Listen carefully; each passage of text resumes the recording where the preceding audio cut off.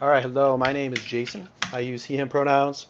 We are playing a game called Alien World. It's a game of my own creation.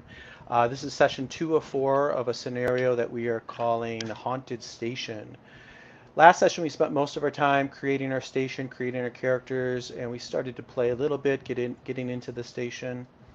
Let me move the guys to the tabletop. We're using Roll20 for most of our stuff. Um, Alien World is a sci-fi survival horror story game. I've taken the bits I like best from primarily from Zombie World, but there are other bits taken from the Alien RPG by Faria Ligan, the Escape from Dino Island. I forget the name of the company. It's a couple guys named Sam. Cartel by Magpie Games, and 2 games by Alan Rees, a Gauntleteer, Against the Dark Conspiracy and Alien Dark. Um, we're playing this game off Gauntlet, but with a lot of people that are in the Gauntlet online gaming group. So I think we've all met each other through that. And check it out, Gauntlet-RPG, if you want to see what we're about. You can go on YouTube. You can check out the Gauntlet page. There are hundreds, if not thousands, of actual play videos you can watch and see if you like any of them and think about joining. Um, we will talk about safety a little bit. We will then get into we'll review where we left off and what we came up with, and then we will get playing.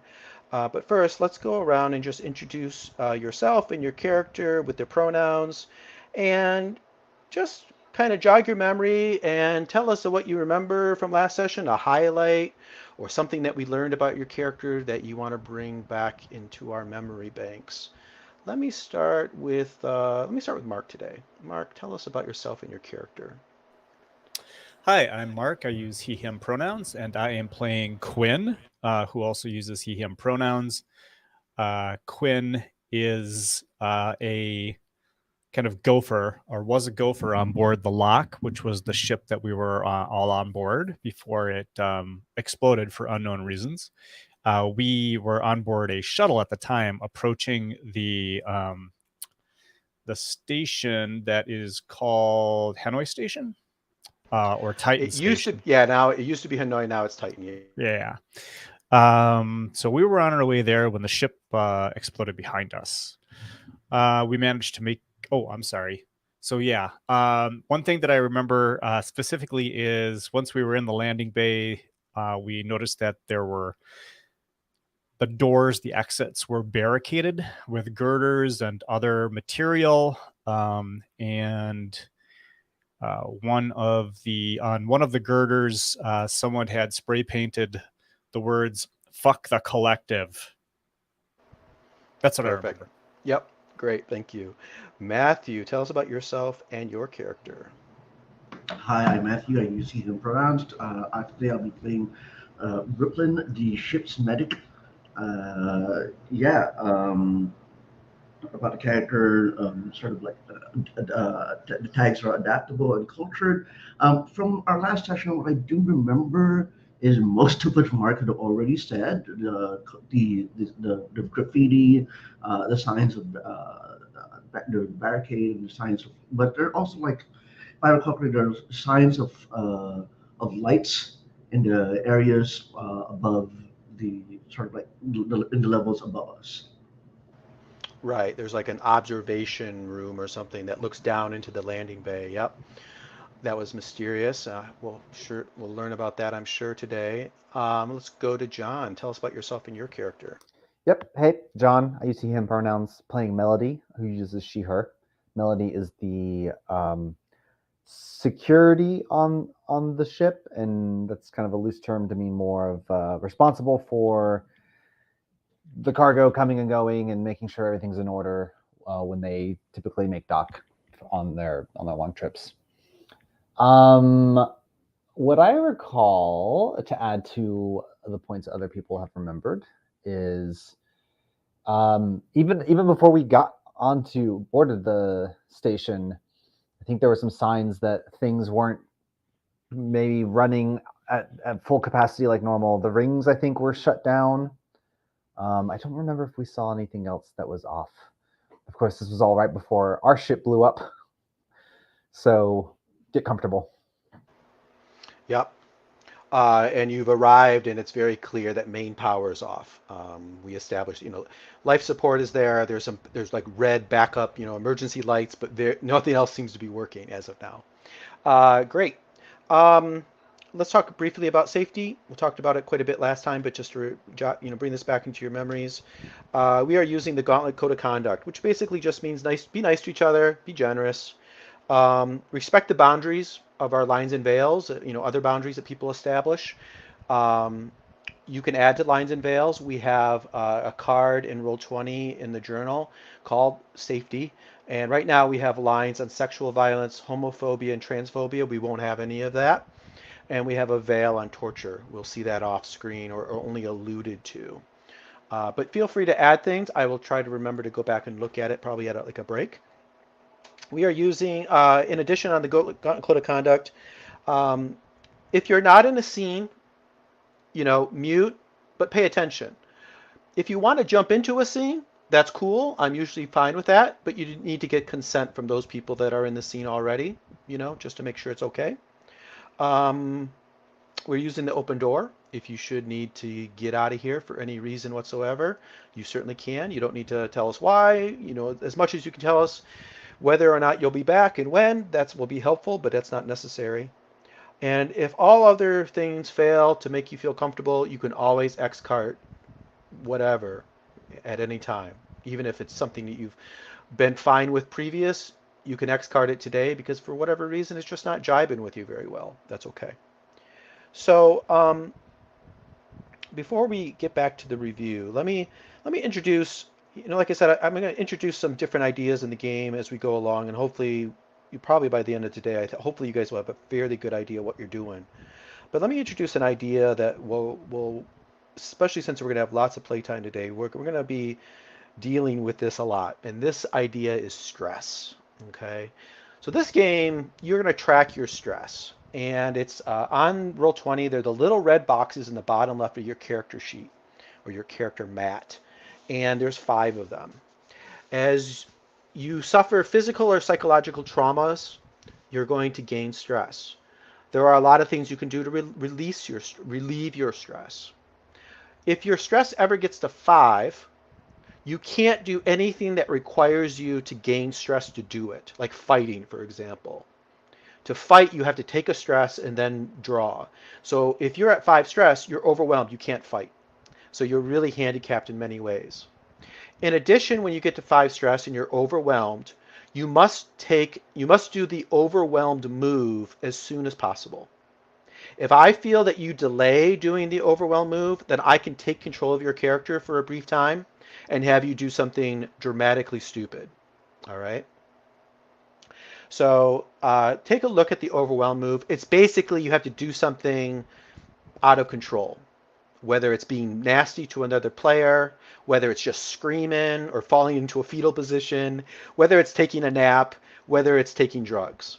There are ways of dealing with your stress through that overwhelmed move, but they come with consequences. It's messy. I think that's pretty much the basics of stress. We'll get into the more details as we go. But any questions about stress? Okay. Let's review what we learned about our scenario. We are on as we referred in our introductions, we are on a station called Titan Station. It is a double ring station. I tried to find a decent picture. I couldn't find exactly what I was looking for or what I think we were describing, but let me go back to it. This is as close I could find. It's probably just more of a, I think what we described, there's a lot of little doodads in this picture. I think it's a fairly simple, like one inner ring, which I'm picturing is the up and down ring, and one outer ring, which is probably larger. And both of them, when things are going right, they circle around. It probably, I'm guessing, creating science, it probably helps with the gravity, But in Alien, like most sci-fi, it's magical. Gravity is magical in space. Like you don't really have to have spinning, but it helps. The power expenditure is less. The Weyland-Yutani likes it because of the margins, right? But we had described that these rings, the up and down ring, the inner ring, we'll call that, had stopped. it's not spinning, but the outer one's still spinning very slowly. Probably it's not like a dramatic spin, but it's a slow spin. But for whatever reason, that inner one is stopped, and you had noted that. Okay. The station is a Weyland-Yutani registered colonial transit waypoint. This is a place out in space where colonists come and go to and from frontier colonies to resupply, to rest, to change ships, whatever it is. It serves colonists primarily. That's its primary purpose. But there was also rumors that there was a religious sanctuary here of some sort. We also noted that it's known to have a socialist collective that is hostile to Weyland-Yutani, that commonly tries to disrupt their operations. We'd established that it orbits a brown dwarf star. I read a little bit more about a brown dwarf star, and it sounds like it's a small star that's really like a super Jupiter. It's like a super big gas giant, much more mass, much hotter, but not hot enough or with enough mass or gravity to actually trigger fusion. So it's super hot. It has a lot of chemical stuff going on, I'm sure, but it's not quite to that point where it can fuse hydrogen. I think that's the defining element of a brown dwarf star. It tends to give off much less luminous. It's less luminous than what we think of as our star. So it's a pale. I'm thinking of it as like a pale orange brown swirling mass of gas, of superheated gas, right? We established that your characters are civvies, your space truckers, that you were on a ship called the Lock, owned by one of our NPCs, Captain Falade, who we established has come across with you in your shuttle, which is called the Key. And you were on a mission to come to Titan to get modifications to your ship, and John made an offhand comment, which I think is really cool, and I decided to make it canon, which is that you're getting modifications to be able to carry live cargo. Okay, that's why you were supposed to come here. On your way across, as when you got here, the communications, you just got static from the station, so you decided to come across in a shuttle. There are 10 of you, and on your way across, the shuttle exploded.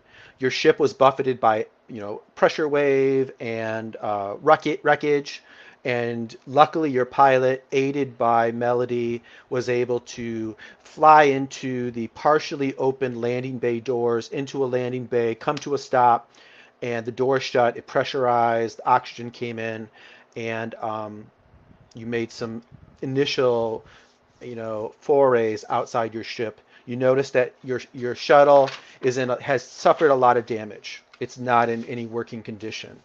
And as I think Matthew described, there were some lanterns and hanging lights throughout this landing bay. And it also has clearly suffered a lot of damage. There's a lot of girders and ladders and the supply bins that were probably secured to the sides have kind of scattered, and a lot of them had broken. And you had seen a lot of books, and these books had these strange symbols on them, the same kind of symbols that you had noticed in the code of the station when Quinn was helping the IT specialist, Katri, let me get you back to the tabletop. You were helping Katri to break into the code and try to get those doors open, and you noticed that it was garbled. It was a garbled mess, and it had these repeating strange symbols that were popping up in the code, mysterious. As I mentioned, there's 10 of you. You guys have established who you are. We've mentioned a few of the others, but the NPCs are up in the upper right of our screen, and you can check those out. We've established the non-monster threats that any of us can kind of refer back to these as we play the game. We have cultists, we have survivors, we have sentient aliens that are not xenomorphs. We have a gravity well, we have vacuum/hull breaches, we have structural instability. Those are the kind of things other than the monster that might come out and cause trouble. Did I forget anything important that you want to get out on the table before we get back to where we left off? Okay.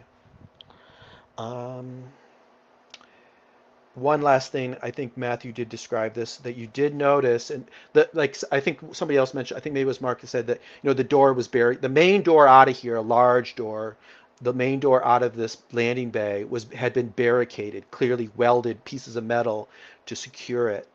But you had noticed maybe I think it was like 4 meters up on one of the walls, there was like a wall of glass, and you had seen that somebody was waving lights back there. A couple people were back there waving lights, and you had spotted a door that was like up there. But maybe there used to maybe it looks like there used to be a ladder that would go up there, but it's been destroyed. So now, but you did notice that maybe, just maybe, through climbing on some of the supply bins, maybe through some of this wreckage, you might be able to kind of climb up there. That is where we left off. So I think we'll pick up. I think Captain. I think it was Brooklyn. You were the one that kind of spotted this, and I think Captain Falati comes up to you. And Matthew, would it be okay if Captain Falati is kind of flirty with you? That you guys have a little bit of a proto romance going, or maybe a full on, depending on what you're comfortable with,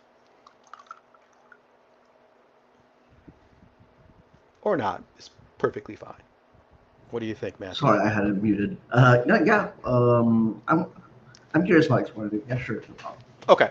So yeah, you guys had a kind of a flirty, playful interaction last time where you were trying to she had a knife that she was monkeying with, and you tried to tell her like how to use it, and she like held it to your throat, and smiled. And so picking up on that kind of initial sort of flirtiness, I guess, nothing flirtier than a knife to your throat. And she comes up and she kind of pats you in the back and she says, "Well, do you see anything, Brooklyn?" Uh,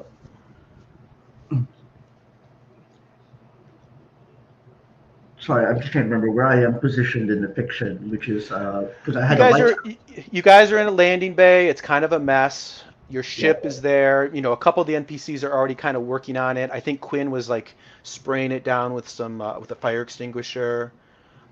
Mhm. Melody was bemoaning the fact that you were not going to be able to get your beach vacation anytime soon. Yeah, that's right. Yeah. I think what Brooklyn does is when the captain approaches him and touches him on the shoulder, Brooklyn moves his flashlight around and sort of gestures at the window up there, saying, there's someone up there, and then points the flashlight at the graffiti, sort of being very taciturn about it. Yeah. Okay. And she goes, well, why don't you and Melody and Quinn, why didn't you guys climb up there, I guess, and see if we can get out of here? It doesn't look like we're getting out that way. Fuck the collective. What's that all about? Um, I'm gonna stay here with some of the crew and see if we can get the ship back on its feet. But why don't you go? Why don't you grab a couple people to go with you? See if you can get up there. And overhearing you, the corporate representative, the Wayland County corporate representative that's with you, Mitchell. He's in a very smart jumpsuit, very utilitarian, but very expensive looking. He steps forward. He's got sunglasses on. He's extremely attractive. He steps forward. He butts in, like he literally like gets between you and her, and he goes, "Yeah, let's get going. I've got an important job to do. I've got to deliver the doctor." And you see Doctor Matsushita. He's an Asian, a man of Asian descent. He has very thick glasses. He's sort of like poking at one of the books over to the side. He says, "I've got a job to do. I've got to deliver him to the chief administrator here on Titan Station." Uh, so yeah, let's get going. Yeah. Yeah. Um, Brooklyn says, already on it, and shrugs his shoulders and uh, goes off to gather a crew. Okay. Yeah. So let me give. Let's say three of our NPCs are going to stay behind. Falade and two others. But I want to give. Let's give John and Mark a chance to choose who gets tapped on the shoulder to go with you. So we know that Mitchell and Dr. Matsushita insist on going. Yeah. And we know Falati is going to stay behind. So we've got 4 NPCs. The four, if you look in the top right, I've got sort of like grouped in the middle of our group of NPCs. We've got Khatri, the Comtech specialist. We've got the quartermaster. What's his name? Stans. We've got the pilot, Styles, and we have the mechanic, Hawks. John, which of those four do you want to take with you on this expedition? Who do you go over and say, come on, let's go? Well, I think given that our shuttle is smoking and in need of repairs, the pilot, mechanic, and contact all probably have work to do here. So, sort of grudgingly, as I look over people, I'm like, Stans is not my favorite, but it's going to have to be, I guess. Okay. So Stans, he comes up to you and he goes, yeah, I want to go. I've got I know some people here. I've got some money I need to collect. Oh, So another poker game? Not so much. And he's hesitant with you because you're a security officer, so he goes, yeah, poker game, that's right. Mark, which one of the remaining three do you want to take? Do you want to grab the pilot, the Comtech guy, or the mechanic? Or do you want to pass if you want to go with what John's reasoning is that those three have an important jobs to do here? What do you think? Yeah, that's what I was thinking when I was looking at originally. I think that those folks need to stay and work on the shuttle if that can happen. Sure, I'm for it. You'll be short of hand, but I'm sure it won't have any negative impact. Okay, so maybe you leave the remaining four. Falati, she's gonna come. When Mitchell moves forward, he starts look to see if he can figure out a way to get up, through this wreckage up to that window. She again, she taps you on the shoulder. She leans in close, and she says, "Take this. It's a really good knife, and hopefully you won't need it. But if you do, I'd really want to know you have something good." So she gives you that same knife that she was messing with earlier. She hands it over to you, Brooklyn.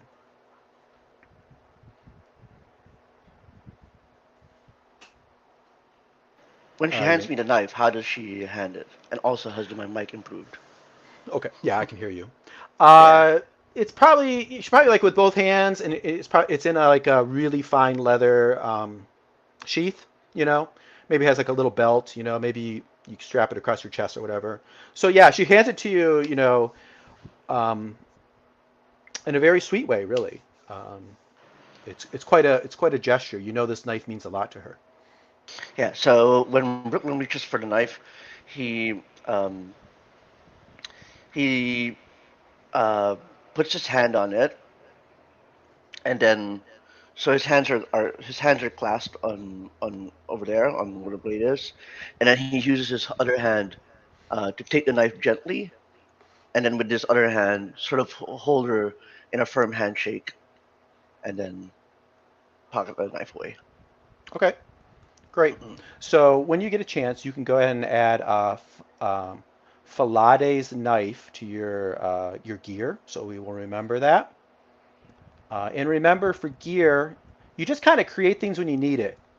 And we just have a negotiation where we go back and we're like, well, would you have this or not? And remember, you're playing that low level on power. So let me remind you what that means.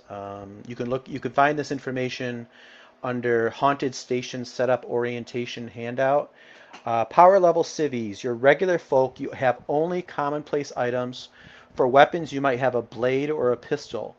For equipment, you have only easily obtained things or items or things germane to your job.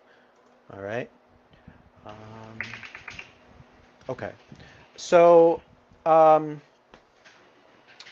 who's going to take the lead in climbing up this pile of stuff?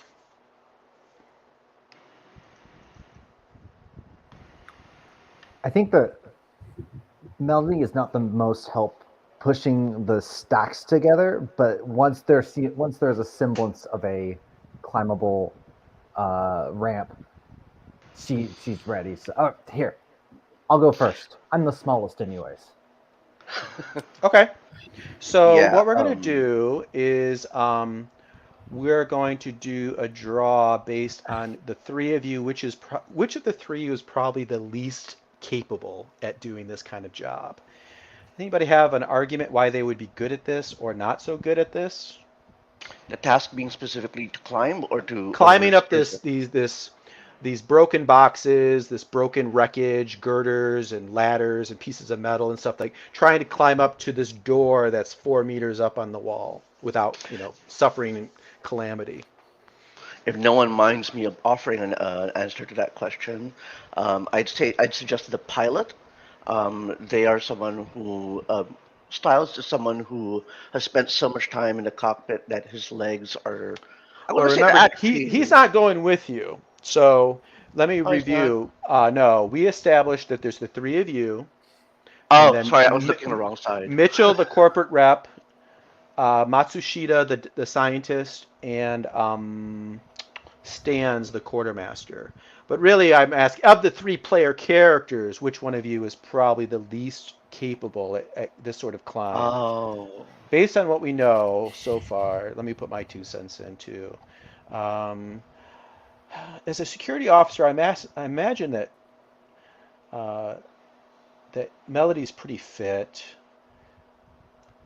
We know. I'm looking at Quinn. Disarming and psychology investigator doesn't necessarily lean towards being good at this. And then you're fit. So Brooklyn's probably pretty good too. I'm going to say Quinn, unless you guys have a different argument. I'm going to say Quinn is probably the one that might slip up here. Yeah, Does that makes sense. that sound And reasonable? yep, and also as Melody volunteers, I think Quinn says, "Yeah, yeah, you Melody, you go ahead, you take point." Okay. All right. So what we're going to do is, Mark, you're going to do, this is a peril move. So you can find the peril moves in the moves folder in the journal, and you can find the move. I think it's like the fourth one down, fifth one maybe. Face adversity. Trigger this move when you try something dangerous and no other move fits. And what we're going to do now is then we go through and we do that. We go through the resolution mechanic, which you can also find a handout on that under game concepts. But basically, we answer a series of questions. First of all, you get one card just for free. Does Quinn have an expertise that you can argue would help him with this situation, climbing this wreckage? That would be investigator, disarming, and psychology. What do you think, Mark? No? Okay. Does Quinn have any piece of equipment that would be the perfect tool for the job? No, You don't think you have anything? Okay, great. Have we established anything that would give you significant advantage? no. I will say I'm going to give that to you because I think Mark or John made a point of saying like he's going to wait until like you guys stack it up. So I'm imagining you're taking a little bit of time to like rearrange the stuff as much as you can to make it less precarious. So I think that's worth it. I'll give you a card for that. So you're up to two. And then the last choice you have, as long as you don't already have 4 cards, you can push yourself to get an extra card by taking a stress if you want. No, I'm going to save the stress for now. Okay? So when you are ready, you are going to throw them out in the middle of the table, 2 resolution cards. Oops. I see one, miss, No. and miss and miss. Okay. This is a good time to talk about the help mechanic. I think we mentioned this last time too. Both of the other characters are both there, so I think both of you could definitely make an argument. You could help Quinn here. Basically, you just describe what you're doing to help. You take a stress, and then you can draw 1 card for each card that Quinn has showing. So right now, Quinn just has his roll card showing. So you would flip a card, hope to get some sort of hit, or you can let Quinn just face the music. Either one of you want to help by taking a stress? Don't do it. Don't do it. I'm good. I think that actually Quinn, like as he's trying to make his way up there, he's having trouble, and it's like Melody's like reaching out a hand to him, and he's like, "No, man, I got this." Okay. And then like- something bad happens. All right, So, your call. so I think everybody gets to the top. There is, you climb up, you pull up over that last little bit. There's this jagged pieces of metal and stuff, but there is the remains of some sort of a landing outside this window. It's just like a huge window, right? And it's pretty dark, but you can see the lights are still in there. And you get up there, and there's a door, and the door is intact, and it's locked. It has this lock. This is from the game Alien Isolation. If you might recall it if you played it. I think I moved it. You should be able to see it now. This is like it's sort of like I'm trying to remember what like in cars sometimes. I remember when I used to live in Detroit, you would see cars with this. Like what do they call it though? It's like a thing you put on your wheel so that if somebody breaks in your car, they can't steal your car because they can't turn the wheel. It like locks it. It locks it in place. So that's what this thing does. Somebody has put this on this door. It's like something you add to it when you want to secure it. It's like a security lock. The club somebody wrote, and somebody has put one of these on here. But in whatever the damage that happened, you see the actual lock is broken. Usually, like you would need a key to open it or a special tool. But you see this one has been damaged. So all it's a matter, somebody's just going to have to like physically like grab it and pull it out of the way. So luckily, but when this is on there, you can't open this door. So somebody's going to have to pull it off. Now, Quinn, you're the last one up. And as you pull up, you drag your leg, the jagged piece of metal along your leg. Okay. And you get this bleeding wound. And this is a good time to introduce another mechanic. This is harm. If you look at our game concept folder, there's a handout called harm, and there's several levels of harm. Sometimes you can just get a little bit of stress, but I'm going to hit you with the next level up, which is called hurt. Okay, so we're going to say you have a lacerated left leg, right leg, it doesn't matter, which is going to make you hobbled. You're going to have trouble running, basically. Okay. And a hurt is something that you're not going to die from it, but it's going to cause some sort of problem. And in this case, like I said, it's going to slow you down. So if there's a spot on your character sheet where let me take you back to that. There's a spot on your sheet where you can put in your hurts, and if you should gain what's a higher level, which is called a mortal wound. We'll talk about that if it happens. But there's a spot there for you to write in your harm. So just write in, like I said, lacerated leg, hobbled, something like that. So we'll remember. If you get medical care, then it'll go away.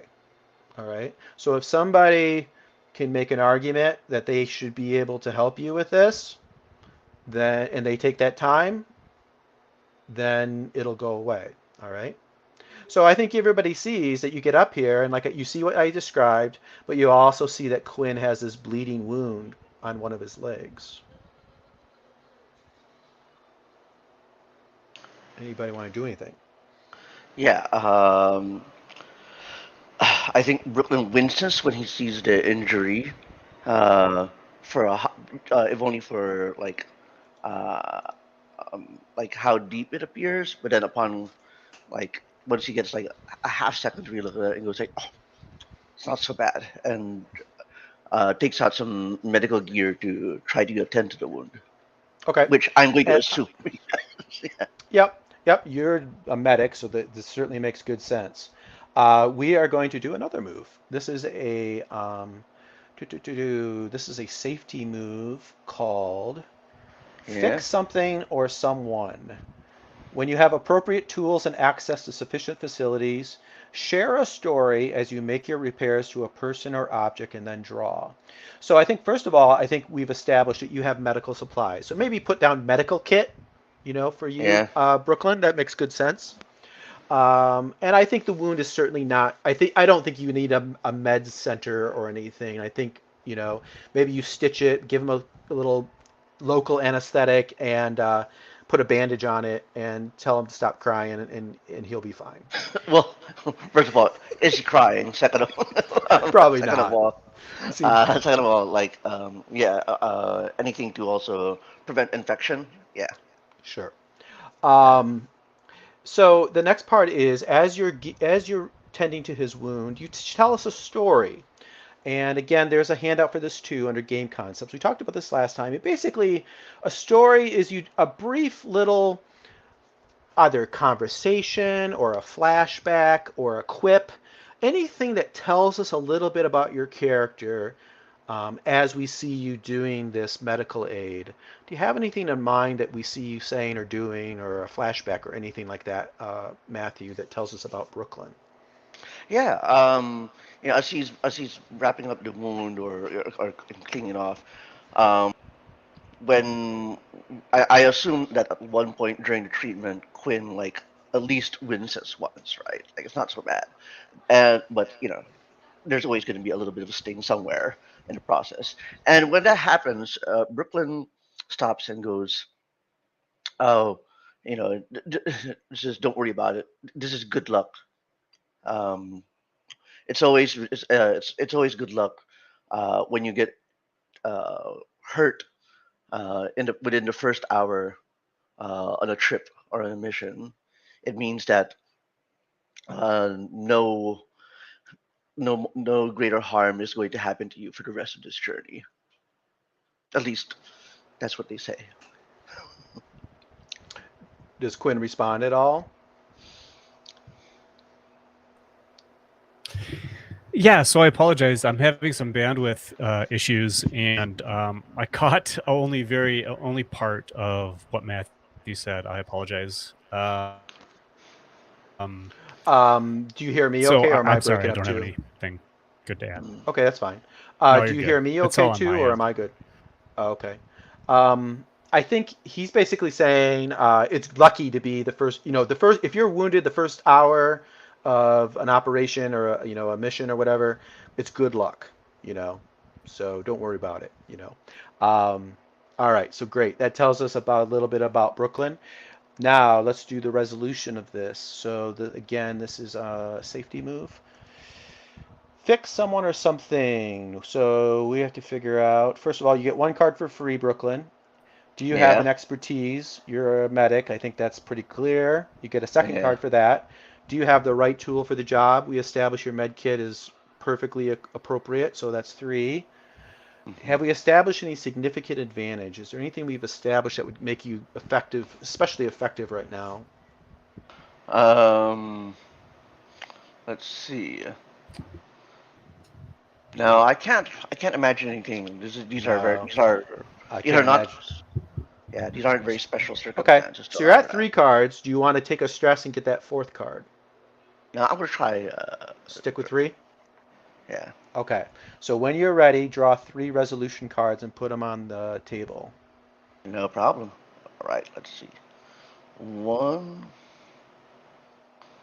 two. Edge, miss, Oh miss. man. Okay. I won't like describe it every time, but remember, if you guys are around, you can always say, "I want to help." Sounds like Mark's gonna join us here in a minute. Let me change so I can see it when he does. He's rebooting or something. All right, let's see what an edge does for you. I think it just means you do well. I think this is a move where if you got a triumph, you'd get a bonus, but I think an edge is perfectly fine. Safety Okay. moves. I Fix always something or forget. someone. On a hit, you fix it them. Okay, yeah. On a triumph, you just get a bonus. So that's perfectly fine. You repair his wound. Uh, somebody help me to remember to tell Mark to go ahead and get rid of his hurt. I forget. So edge the hit. Yeah, it might. Yeah, it's a good time to go through that too, in case you guys forgot. So there Yeah. are four cards in the resolution deck. There are misses. There are edges, which is a 7 to 9 result in a usual PBTA game. It's a hit with a complication. A triumph. There's one triumph, which is a 10 plus, and then there's the opportunity, which is a miss unless you take a stress and turn it into a triumph. I see. Yep. So the three of you gotten up there. I'm curious what Melody's been doing while they've been doing a little medical aid here. I'm looking at this uh, brace on the door, and I think I pulled out like my little multi tool that I carry, Okay. and just kind of tinkering with it, seeing if Yeah. maybe they didn't quite lock it right. Maybe these things are tricky, right? You think you've got it on, and it's not Hmm. really on there. Right. So go ahead and add that multi-tool, so we remember that. Uh, and I think I said, it's actually broken. It looks like you can just pull it off. Okay. It's not going to require any real heavy-duty work. It looks like it's been smashed by one of these pieces of metal or something that's fallen from the ceiling at some point. And Matthew's going to be back in a minute too, so okay, he's getting a different headset or something. He mentions going to a wireless headset. I'm thinking going back to wired. I use wireless, but it doesn't work that well a lot of times. And I just switched from a wireless mouse to a wired mouse because my wireless mouse is garbage. Mm. I'm on Mac, so I have all the Mac accessories, and I will say the one thing about Mac is they at least make their ecosystem work very well. Everything works well together. Yeah.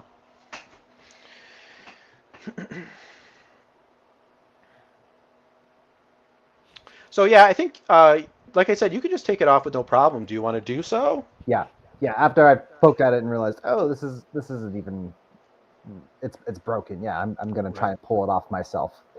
Okay. You pull that off, and it clinks to the ground, and all but immediately, the door is yanked open, and someone is on the other side of the door. I'm gonna draw a couple NPC cards here, and we'll find out who this is. We've got a colonial marshal named Johns. I'm putting them sort of in the upper right below our space crew. All right, there's a guy opens up the door named well, we'll learn his name is Johns, but he's got like it probably has like maybe he has like a little bit of like a mesh like body armor, and it says it has like a sheriff's star, and it says Johns, so it's pretty clear what this guy's about. Um, and this is a guy that just opened the door. And you see kind of behind him, looking over his shoulder, you see another person who's sort of stooped down over a third person. This character is a maintenance supply, so maybe he has a different colored jumpsuit. It's a little dirty, covered in oil maybe. And we'll learn his name is Melican. And then he's sort of like leaning over. It looks like he's tending to. It looks like he just gave a shot to a third person who. Oops, wrong place. It's an edge card or a resolution card. Let me recall all those and shuffle them. Recall, shuffle. He's tending to a third person who is a. Well, he probably has civilian-looking jumpsuit on. We probably don't know what his deal is yet, but we will learn later. He is Saria, a scientist. So this apparently some sort of like law enforcement staffer opens this door, and he has we'll say he has a pistol at his belt, and he yanks the door open. He seems surprised but not hostile to see you, and he goes, "Who the hell are you?" Hi, I'm Melody.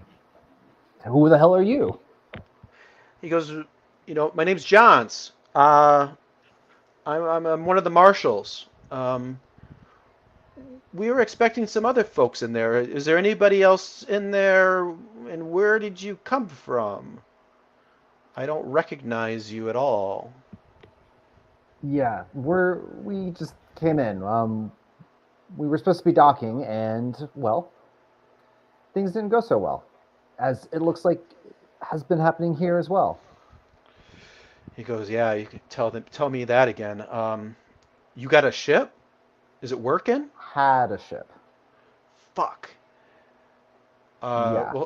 Look, come on in. We're just helping Saria, and then we're gonna get out of here. But yeah, I think it's safe in here for now."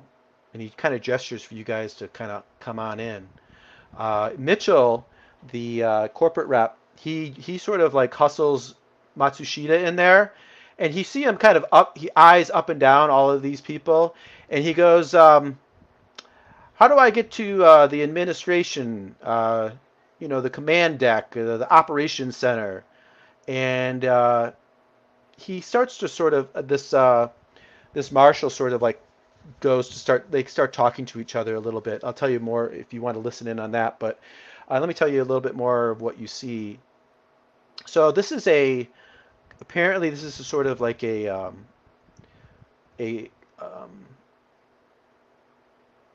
what's the word for it? Sort of like operations, a command room for the landing bay. So you see that there's a lot of terminals.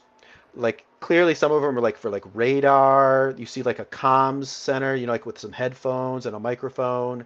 You see a lot of other computers. Who knows what they do?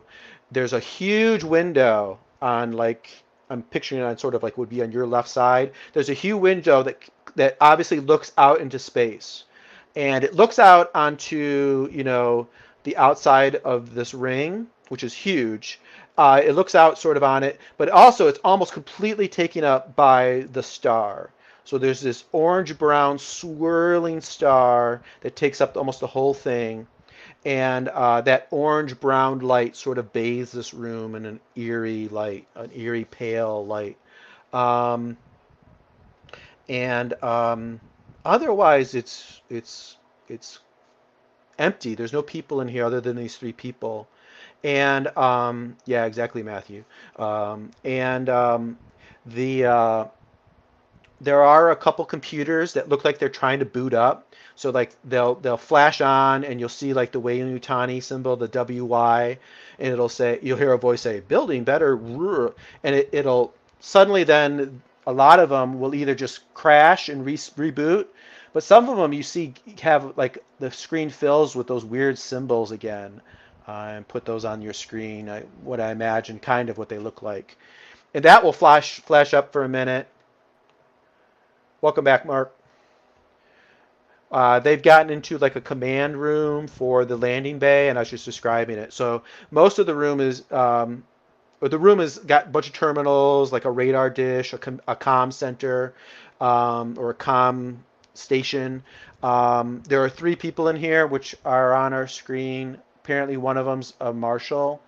Let me take you back to our tabletop. They are in our upper right, up by your other NPCs. Uh, the marshal, I think he introduced himself as John's marshal.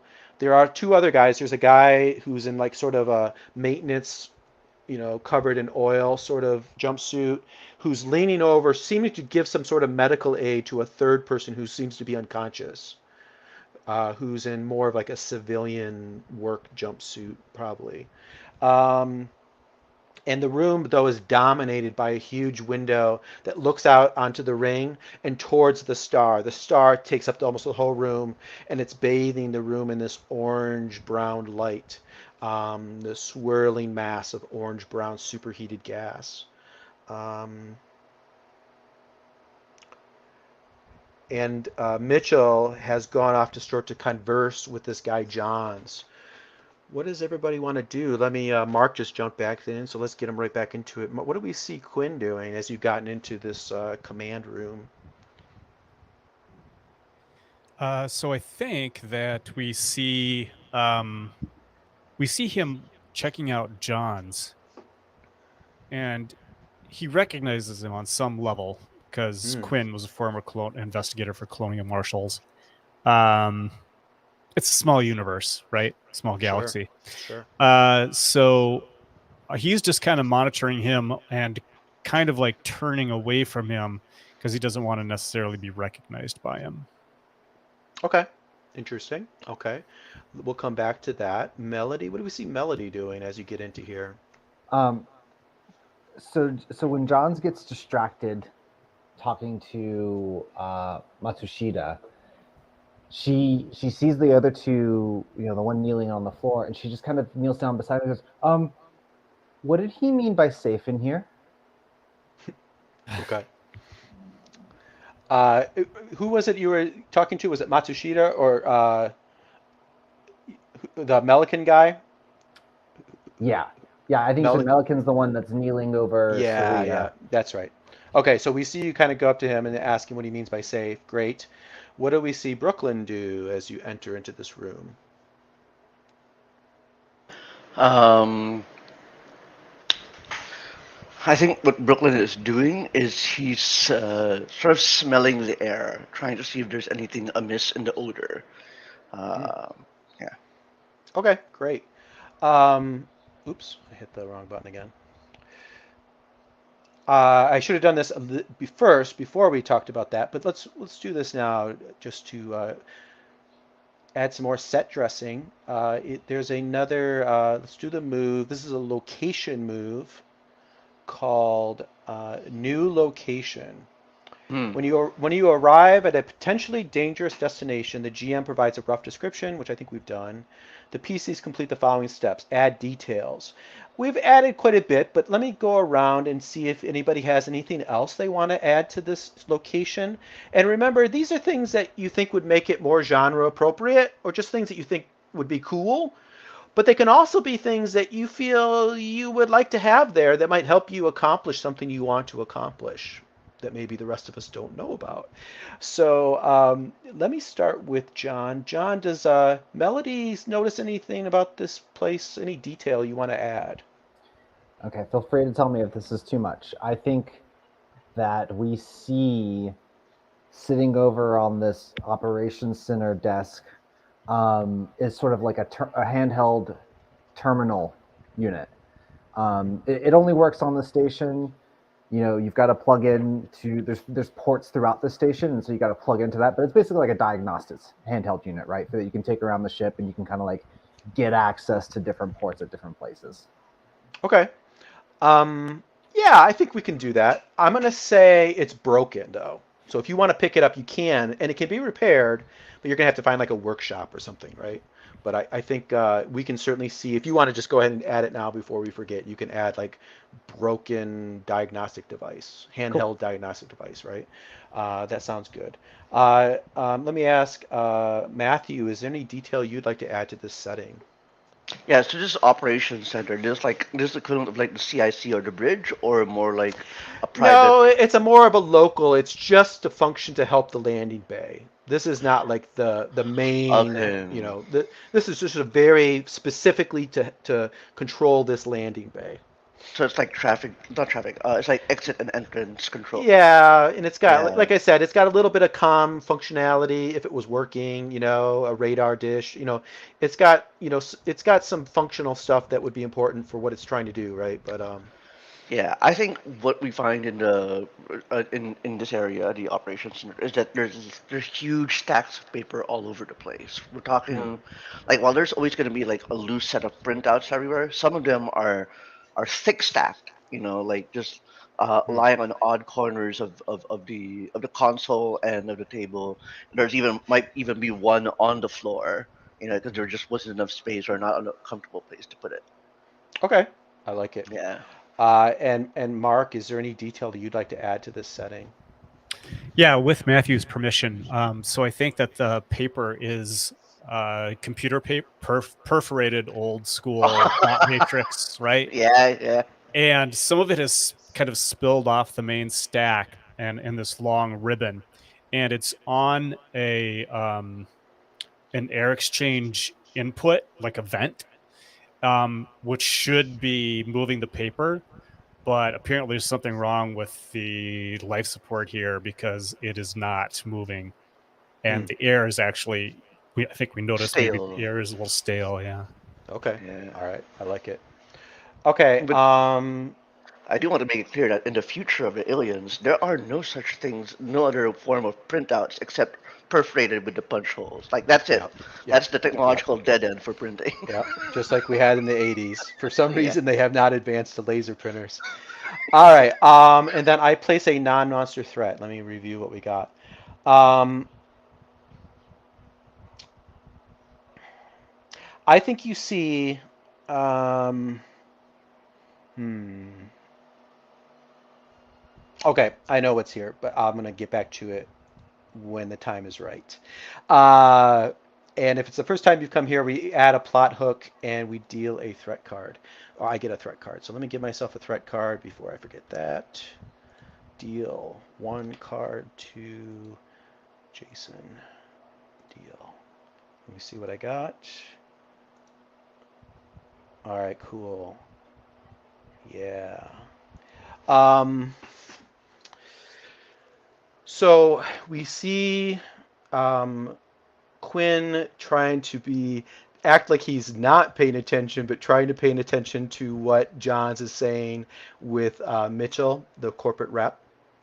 We see Melody sort of leaning down to talk with Melican, and we see Matthew sniffing the air. So let us take a break, and we will come back and see how this all sorts out. Okay, let's go ahead and take we'll take 10, and then probably like an hour or so we'll take 5. So I'll see you guys in 10 minutes.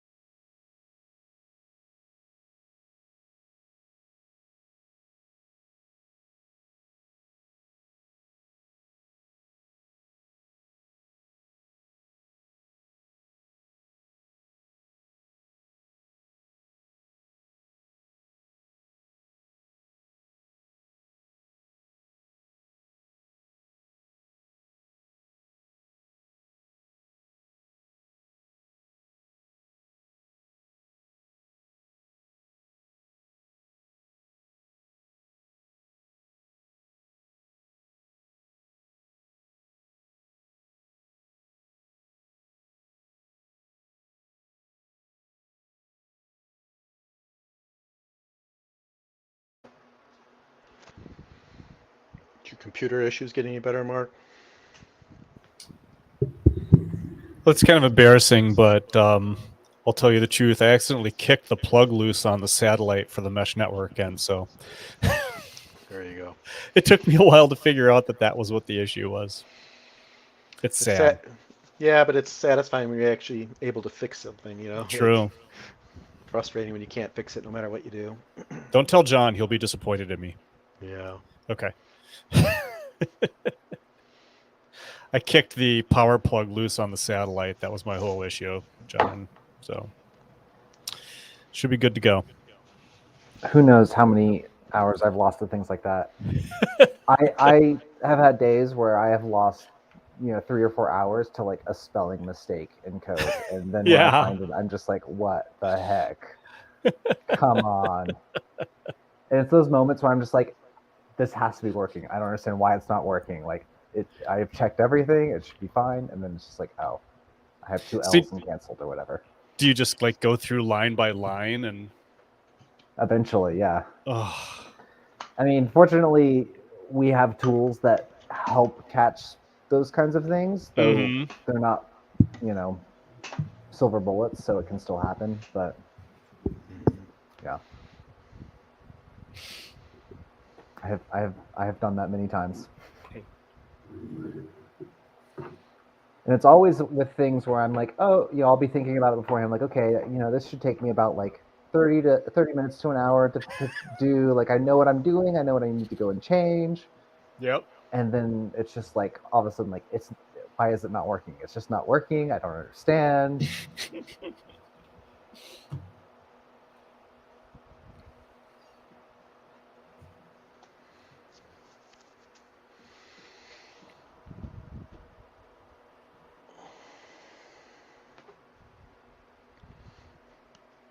So I watched a movie I hadn't seen before. It's a space horror movie.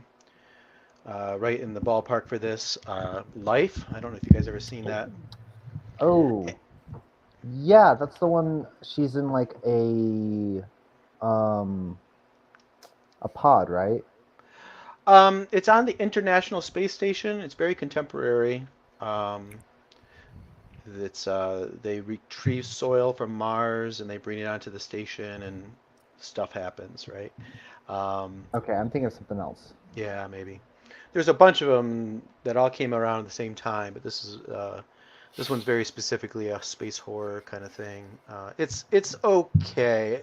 It has the right look, but the story's meh. Who's in it? Let's see.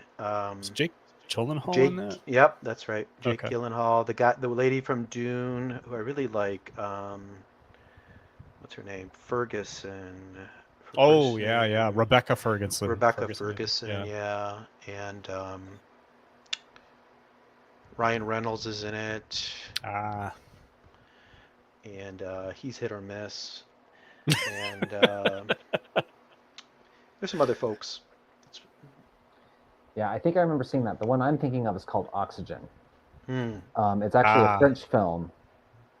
So I watched it with subtitles, but Hmm. it was pretty good, and it's similar. It's like I wouldn't call it horror, but it's space thriller. Kind of tense movie. Okay. Yeah, that's my ballpark. I'll check it out. It's on Netflix as well.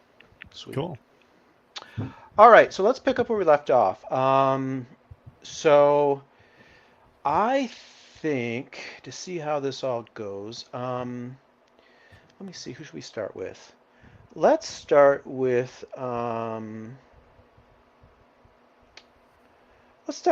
Melody. So Melody, what do you remind me again? What is it you say? Like just kind of pick up. What did you say again to Melican? I just picture myself leaning over and kind of tapping him on the shoulder as he's clearly probably busy with something else. I'm just like, excuse me, what did he mean by safe in here? He takes a cigarette out of it. He looks at you kind of askew, and he takes a cigarette out and he flicks it, and he immediately pulls another one out of like a pack. He offers it to you, and he says, "What's your name?" No thanks. I'm good. Well, for the cigarette, I'm Melody. He goes, I'm Melican, maintenance. You part of the staff? Are you like Wailing Utani? I haven't seen you Contractor. before. We Yeah. we came in on a ship. We're supposed to be stopping in for some modifications, and I mean, I don't really know what's going on. I mean, yeah, we barely made it in here. Oh yeah, is your ship still working? Um, well, if you can put all the pieces back together, maybe. Goes, well, we'll see what Johns wants to do, right? And he pointedly has not answered your question. Yeah, I think I just gotta give him a look of like, okay then, yeah. Now you could push a little further. We could get a draw, or you can just go with that. I'm gonna take a closer look at the person on the floor and see if I can like why are they on the floor? Do they look like they're visibly hurt or? Melican goes, oh, don't worry about him. He he's been sick, but we're gonna get him back to our spot, and we got some people to take a look at him. I think he's okay. You want to go ahead and look at him more closely? You just want to back off? No, I'm gonna give him his space. I think he needs Okay. some fresh air. You might want to maybe not smoke beside him. Yeah, it doesn't hurt anybody. I mean, this isn't gonna kill me. So yeah, we'll leave that there then. And meanwhile, with the smoke in the air, the stale air, the glow, the glow, the orange brown glow of the star, we see Quinn sort of like trying his best to, like you said, avert your gaze and sort of like cover. Maybe you got your hand up, cover your face a little bit, and you're listening in on what Johns and Mitchell are talking about. And it's not like they're whispering or anything, uh, but you at the same time you were trying to like keep incognito a little bit. So let's do an investigate draw just to see what you capture as they are speaking.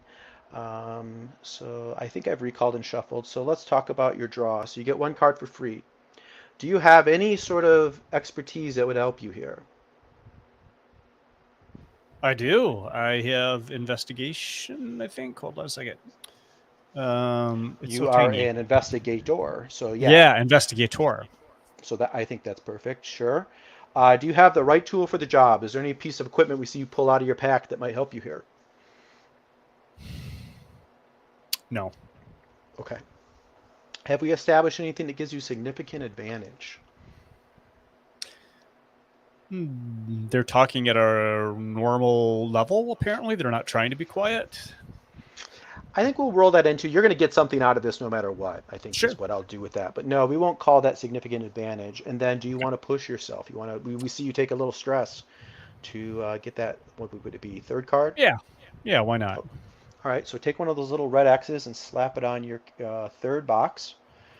And remember, you don't have to wait until you're up to 5 to do the overwhelmed move if you want to, So if you're getting close and you're like, maybe I'll do that now, that you can. It's up to you.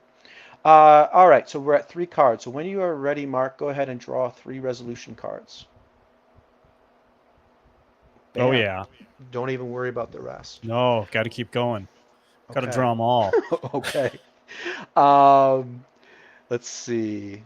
So a triumph for those watching at home. Yep, that's right. On the very first card, you got the triumph. I'm doing this a little out of order because I forgot to mention this is the investigate move. So we also should have had you share a story. So as you're listening, do we see you talking to anybody, sharing something about yourself, or is there a little bit of a flashback to some other thing in your life that teaches a little bit more about Quinn? Yeah, I think a flashback.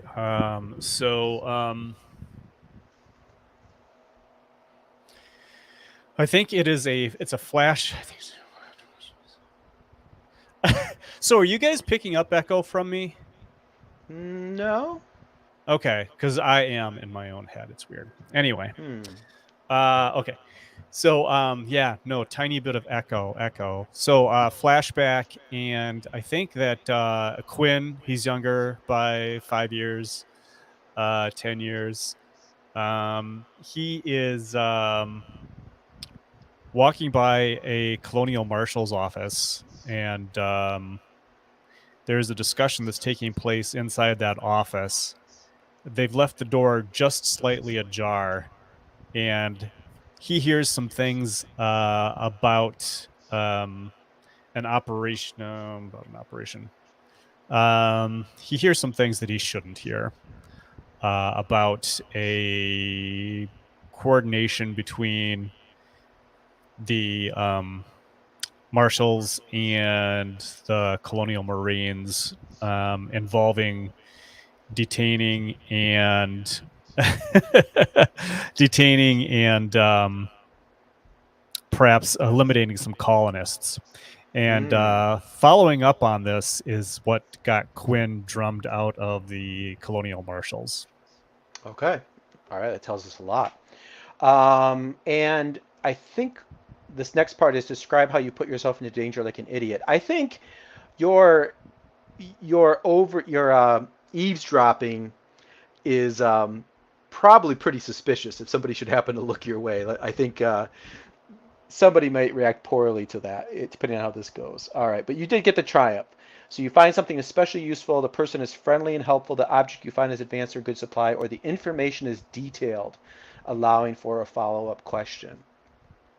So I think what you hear, the main topic discussion between Mitchell and Johns, is Mitchell is uh, he's like, Officer, my name is Mitchell. I'm a representative of Weyland-Yutani. I have a very important bond to deliver Dr. Matsushita. He gestures to Matsushita, who's sort of like leafing through some of those papers. And he says, I've got to deliver this important scientist to the corporate administrator as soon as possible. Um, I expect you to deliver us post haste. Uh, and Johns is like, yes, sir. Yeah, we can do that. I think you stick with us. We'll get you there. I know just the way. And Johns is like, great. And Johns comes over to you, and maybe he's blocking the vision that Johns has of you. He's like between you and Johns, and he's like, Quinn, this man can help us, gather up, the others, and let's get out of here. And that, oh, go ahead. That's Mitchell talking to me. That's Mitchell, yeah, the Okay. corporate rep. Yep. I think that when he does that, Quinn kind of looks around and he says, "You're talking to me?" Listen, I'm just a dumb grunt here. Okay. He goes. He just says it really loudly then, so everybody can hear. He goes, "Okay, you guys. This good man here, Officer John, says that he can deliver us to the corporate representatives, and whatever's going on here, I'm sure we'll get it sorted out. But let's motivate and let's get out of here." And you do get a follow-up question. Is there anything else you'd like to learn from overhearing their conversation? Something maybe else that they talked about? I am wondering if maybe John's mentioned something to this company man about just a hint of what is really going on here, or like a danger that is Sure. that's actually here. So yeah, he tries like between Mitchell like forcefully, pushing his agenda. He says, "Look, sir, you've got to understand. There's some insurgents on the station. Some folks that think, that the company is leading us, go in the wrong direction. And unfortunately, some of them turn violent. So there is some danger out there. So yeah, you stick with us, so we'll keep you safe. I think I know a way we can get around, but just be aware of that. There is an incident going on the station right now. How's that? And then finally, we had Brooklyn was sniffing the air. I think that sounds like an investigate also. This is again a safety move called investigate. So when you have appropriate fictional position, you may search for information, a person or a thing. Before drawing, Matthew, share a story. Do we see you talking to somebody? Do we see a quip or a short little statement, or do we see a flashback of some sort that again teaches us more about Brooklyn? Yeah, I think um, so. There's while Brooklyn is, let's see, wait, share a story, share a story, share a story. Let me see how to position that a little better. And Um, if you needed some more direction, there is a handout called Stories. yes, It that's right. it, it basically captures what I just said, but there's some general story topics if you want to. Yeah, I.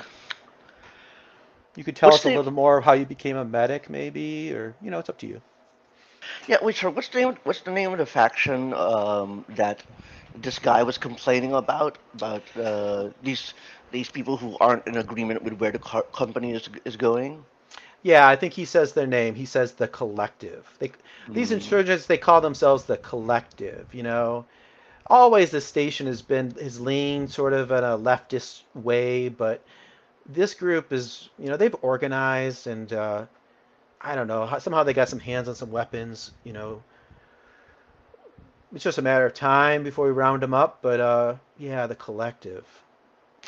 Yeah, so I think what Brooklyn is doing is he's expecting the console and like areas around.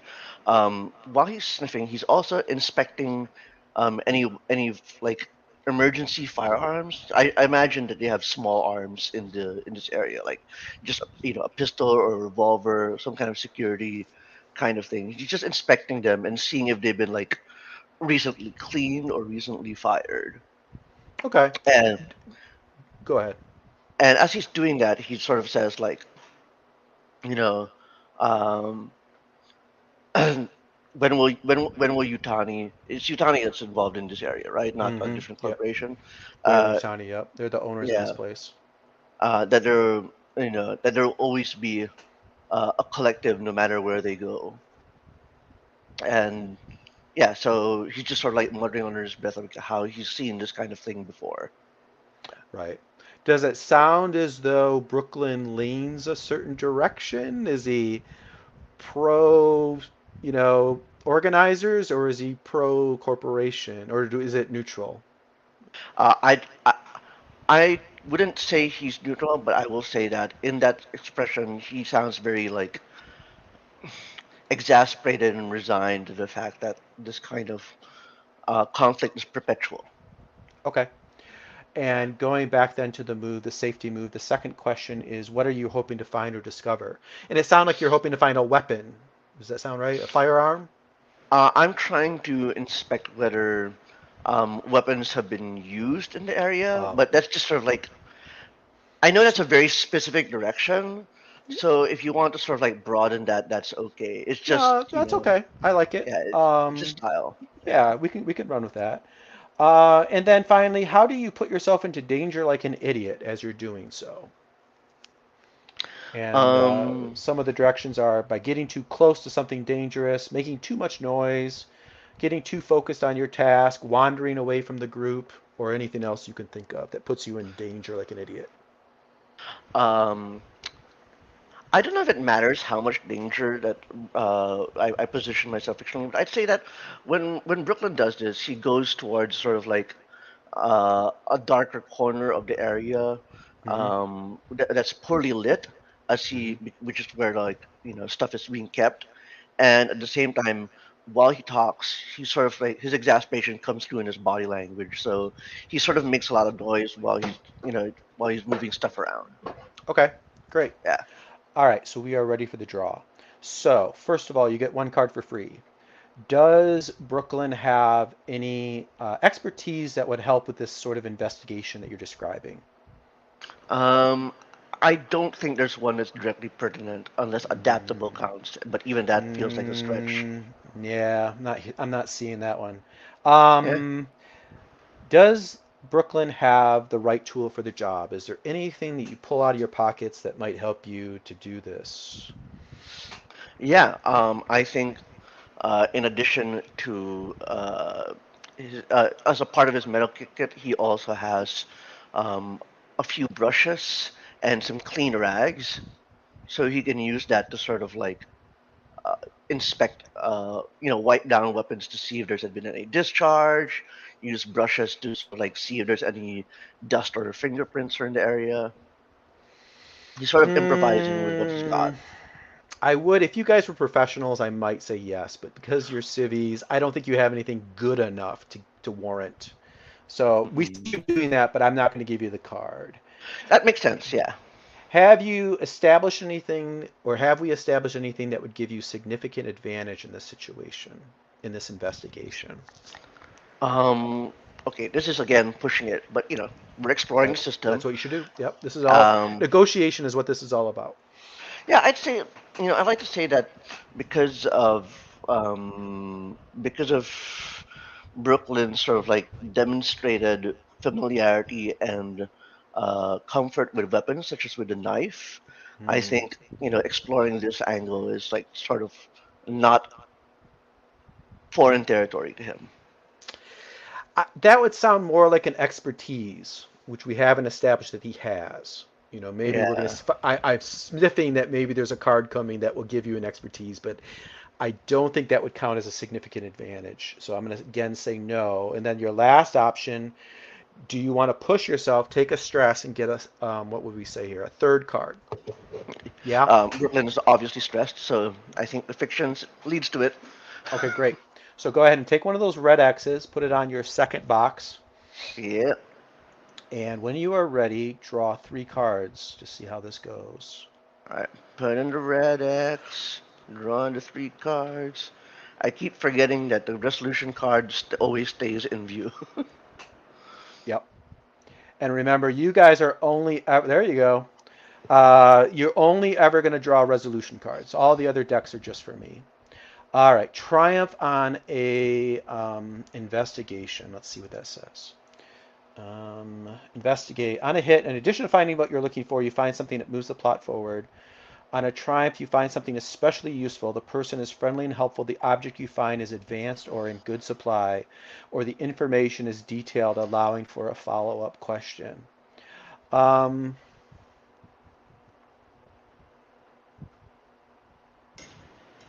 so I think you find that, and you're going to get a follow-up. Oh no, wait. It's really. Let's see. The person's friendly. The object you find is advanced or good supply. Let me give you. I'm. Well, I'll come back to that. Let me describe kind of what you see and smell and whatnot. You smell the distinct smell of gunfire. Of cordite or whatever it is they use. Black powder. Probably not black powder. I think it's actually. I think in the movie. Well, anyways, you smell that clearly is firearms have been fired in here. Not recently, but it's a faint smell, and you kind of follow it and you see that there's remember one of those we described that there's these vents that the air's not coming out and that the paper's nearby. Well, you find one of these piles of paper and you see that it's got the vent cover has been knocked out. It's like laying on the ground, and you see that there's a pile of paper there, but it's got a bunch of blood on it.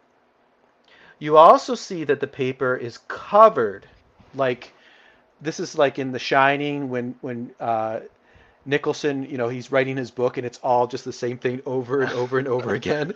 Okay, Yeah, so yeah. it's page after page after page of these symbols printed out on Ooh, this dot matrix paper. All right, and it varies. It's not just the same thing over and over. Like it's just like a overwhelming, wall to wall symbols. Um, screen capped. exactly. And you have, and also lying in front of this vent, there is, and this is where I'm going to give you an option. Because you got a triumph, you can have a follow-up question, or this weapon I'm going to give you is going to be an especially advanced, nice piece of equipment. So do you want a basic weapon that you're going to find or a nice one, or do you want a basic weapon and another question, a You follow-up? know, not generally my instinct is to go towards information, just to like peel back the drama. But let's see what happens when we give the crew, well, not crew, but give Brooklyn this weapon you suggest. Okay. You find a military grade shotgun, an auto shotgun. So you can add military grade shotgun to your list, your equipment, and it's got a full load of ammo minus a couple shells. Maybe Yeah, even has a few more shells, how they put the bandolier right on the what do they call it? It's like underneath. It's like they have like a spot to put extra ammo like on the actual barrel, like underneath the barrel. So there's a few more like shells that you could pump in there too, if you needed to. So it's a very effective shotgun, commonly used by security forces on space stations like this. mm-mm. Shotguns are nice on a space station because they don't have a lot of penetration, so they're not going to go through the wall, lead to, very bad decompression, while still causing a lot of damage. So yeah, that's what you find. I'm going to go ahead and flip one of my cards. Recall and shuffle. I'm going to flip this card here. It is called Non-Monster Threat. A non-monster threat becomes active, hostile, furthers their plan, or enters a scene and attacks must be overcome. So I think I'm going to say Quinn. Quinn, you've sort of been shying away, and maybe Johns and Mitchell, as they're trying to gather people up, you're kind of like keep your distance. So you've kind of like edged your way around, and you've made your way close to this huge view screen. It's really a window, very thick window, and you've kind of turned and you're looking out, and you see the star, right? All this swirling brown orange gas, and you feel this deep sense of well-being, of contentment, like you're really, really relaxed and mellow, and it's not natural, something's going on here. You feel enthralled by looking at this star, watching the swirling. Do you want to fight against it, or do you want to go with it?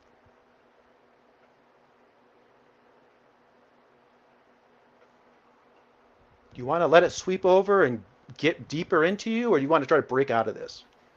I think that he's just kind of caught up in the moment, and he just lets it wash over him. Okay. So you can remove a stress from being relaxed. Okay. Go ahead and move one of those boxes, one of those red X's off, and you're standing there, and you get deeply relaxed, like I said, and you're staring at this star, and you swear that the gas forms into these symbols, right? Oh, And you can read it, or it means something to you. It's saying free us together, free us together, right? And you feel that same kind of feeling. You feel a togetherness, right? A connection to those around you, to the station, to space, to the star. And Mitchell, you're standing there in front of the screen. Imagine, we it's a wide shot, and we see you silhouetted against this huge screen. And Mitchell's like, "What the fuck is his problem?" And he says to you, Melody, he says, "Get him. We're ready to go. Let's go." What's he doing? I just go over and I yank on Quinn's arm. Quinn, come on. Like you could yank him, like he's not fighting against you, but he's not snapping out of it either. He seems like hypnotized or something. Hello, Quinn. Anyone there? You're gonna have to try to snap him out of it somehow, or drag him along. This is really mean, and I apologize in advance, Quinn. I flick his leg. Oh, that damaged leg. Yeah. All right. Okay, so let's see. What would we call this? I think it fits best. It's not.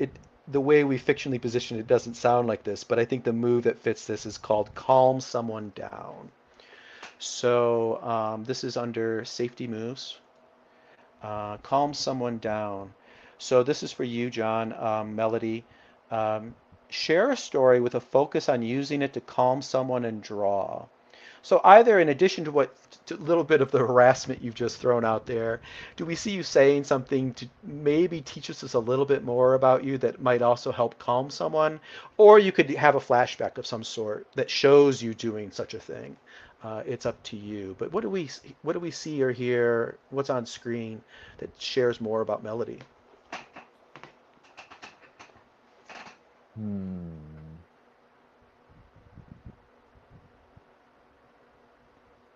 And it reading can over the just be a story topic very quick, to see. simple thing. It doesn't have to be long. It doesn't have to be complicated. I think we're going to see a flashback of Quinn and Melody, because I think they're kind of friends, and so I think we actually see a flashback to a moment on the ship where Melody is upset and Melody is crying, and Quinn comes and comforts her, and it was over something stupid. She broke her favorite coffee mug on the ship and just started crying, and everyone else made fun of her, but then Quinn was just very sweet about it and said, "It's okay, we can put it back together." Okay, great. I like it. So let's see what's next. And draw. So let us then go to First of all, you get one card for nothing. Does Melody have an expertise that would help? No. No, I'm having trouble making a connection there too. Or well, we could. I guess if you're into it, we could say you're connected. You kind of describe it like you're good at making friends. Maybe you're good at like you've made that connection with Quinn. You Yeah, know? I think if you want to count that, then yeah. Yeah, I mean, it's a matter. The thing about every time we do this, it kind of establishes the boundaries of what that means connected. So if you want to go with that, then we'll go with that. All right, so yes, so two, do we see you pull out any special piece of equipment? I will say it's a weird way of looking at it, but I think flicking his damaged leg sounds like his leg is the his damaged Yeah. leg is the piece of equipment, right? Yeah. So I think that's three cards. Have we established anything that gives you significant advantage? I don't think so. I was going to say your friendship, but that would be kind of doubling down. We've already Right. kind of given you that through connected. And then finally, do you want to get a fourth card through pushing yourself? No, I think 3 is good. Sure. Go ahead and draw 3 cards when you are ready. All right. Edge, miss, and miss. Okay. Calm someone down. On a hit, you both reduce your stress by 1. So that's some good news. And you choose 1. So through him coming out of this, you could choose to look at one of his face down identity cards, or you can ask him a question that he must answer honestly.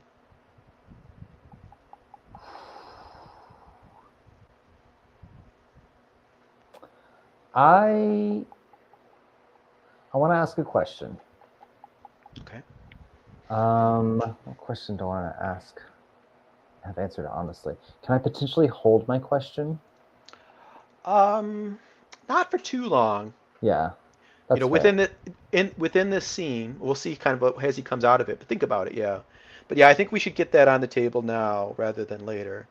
And then let's get Mark thinking, because on an edge, he also can choose one. He may look at one of your face down cards, John, or he can ask you a card that or ask you a question that you must answer honestly. That's for you to decide, Mark. Okay, I think I know what question I'll ask. Okay. So I'm assuming he comes too. Yeah. He starts to be like, oh, what? He's like, God, Melody, jeez. And he's holding his leg. I apologize. Yeah, it's like you're in the best dream ever and somebody woke you up, right? And I think Melody like kind of slides up beside him and says, Hey, I noticed you kind of acting weird with John's over there. Everything okay? What was that about?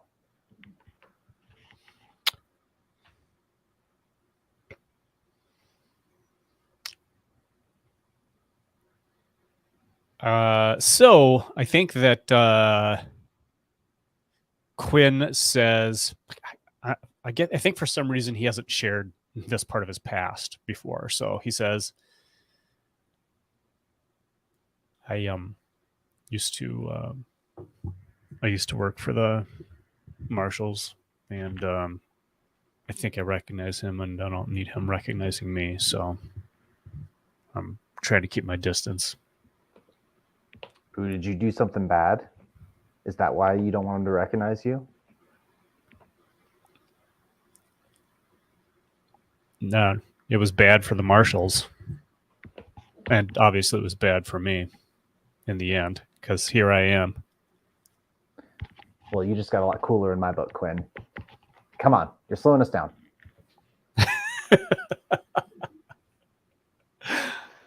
And now Quinn, you can learn something about him by looking at one of his cards or her cards, or you can ask a question that she must answer honestly. I mean, gosh. Like John, I think I wasn't ready for the mechanic, so I wasn't. I'm Well, let trying to me think of a good question. let's put that. Uh, let's give you a few minutes to think about it, okay? Because I think that's fair. Because I think at this moment, Mitchell and Johns are like, okay, folks, we've got to motivate. It's time to get out of here. Everybody, I need you to follow closely, quietly, and stick together. All right. And Johns and Mitchell, they open a door that leads out into a hallway, a dark, hallway with just the red, lights, emergency lighting, and they start moving, and most of the others follow. I assume you guys are going to go along, right? Or do we have other ideas? Well, I will follow, but I definitely won't motorbait or whatever it is he said. Motivate, yeah. Okay. Um, everybody else? Should Yeah, we? and I think as we're exiting, Quinn is kind of like running his hand over a console, and there is a pen that somebody's left behind there, and he grabs that and holds it in his fist, like, okay, this is my weapon, I guess, going Okay. forward. Okay. Great. Keep in mind, we did establish you can establish that you have a knife or a pistol that is Okay. within your rights. You can use a pen if you want, but you do have the ability to claim that you have something else better. Okay. Okay, so I think this is a good time to take our 5 minute break. Give Mark a few minutes to think about, maybe we see it on the movement to the next place, what you get out of Melody. But go ahead, let's take 5. We'll come back at 9:55 on my clock, and we will pick up with our movement to the next location. I All thought right? you meant a different kind of movement.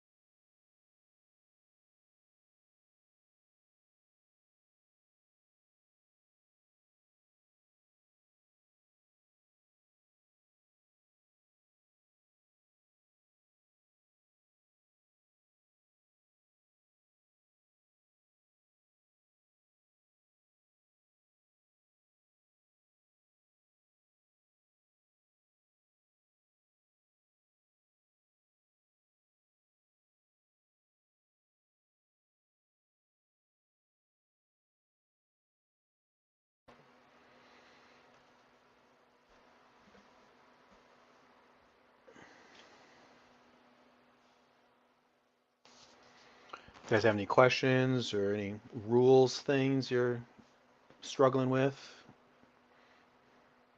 No? Cool. All right, we are all back. All right, so the next part we're going to do a move called under location moves called new location, or no, walking and talking.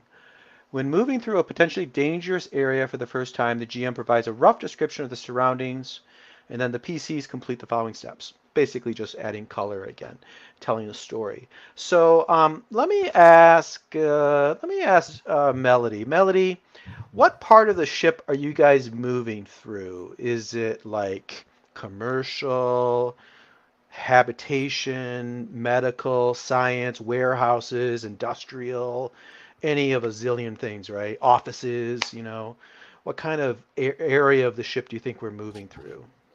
Yeah, I think it's like offices, administrative areas.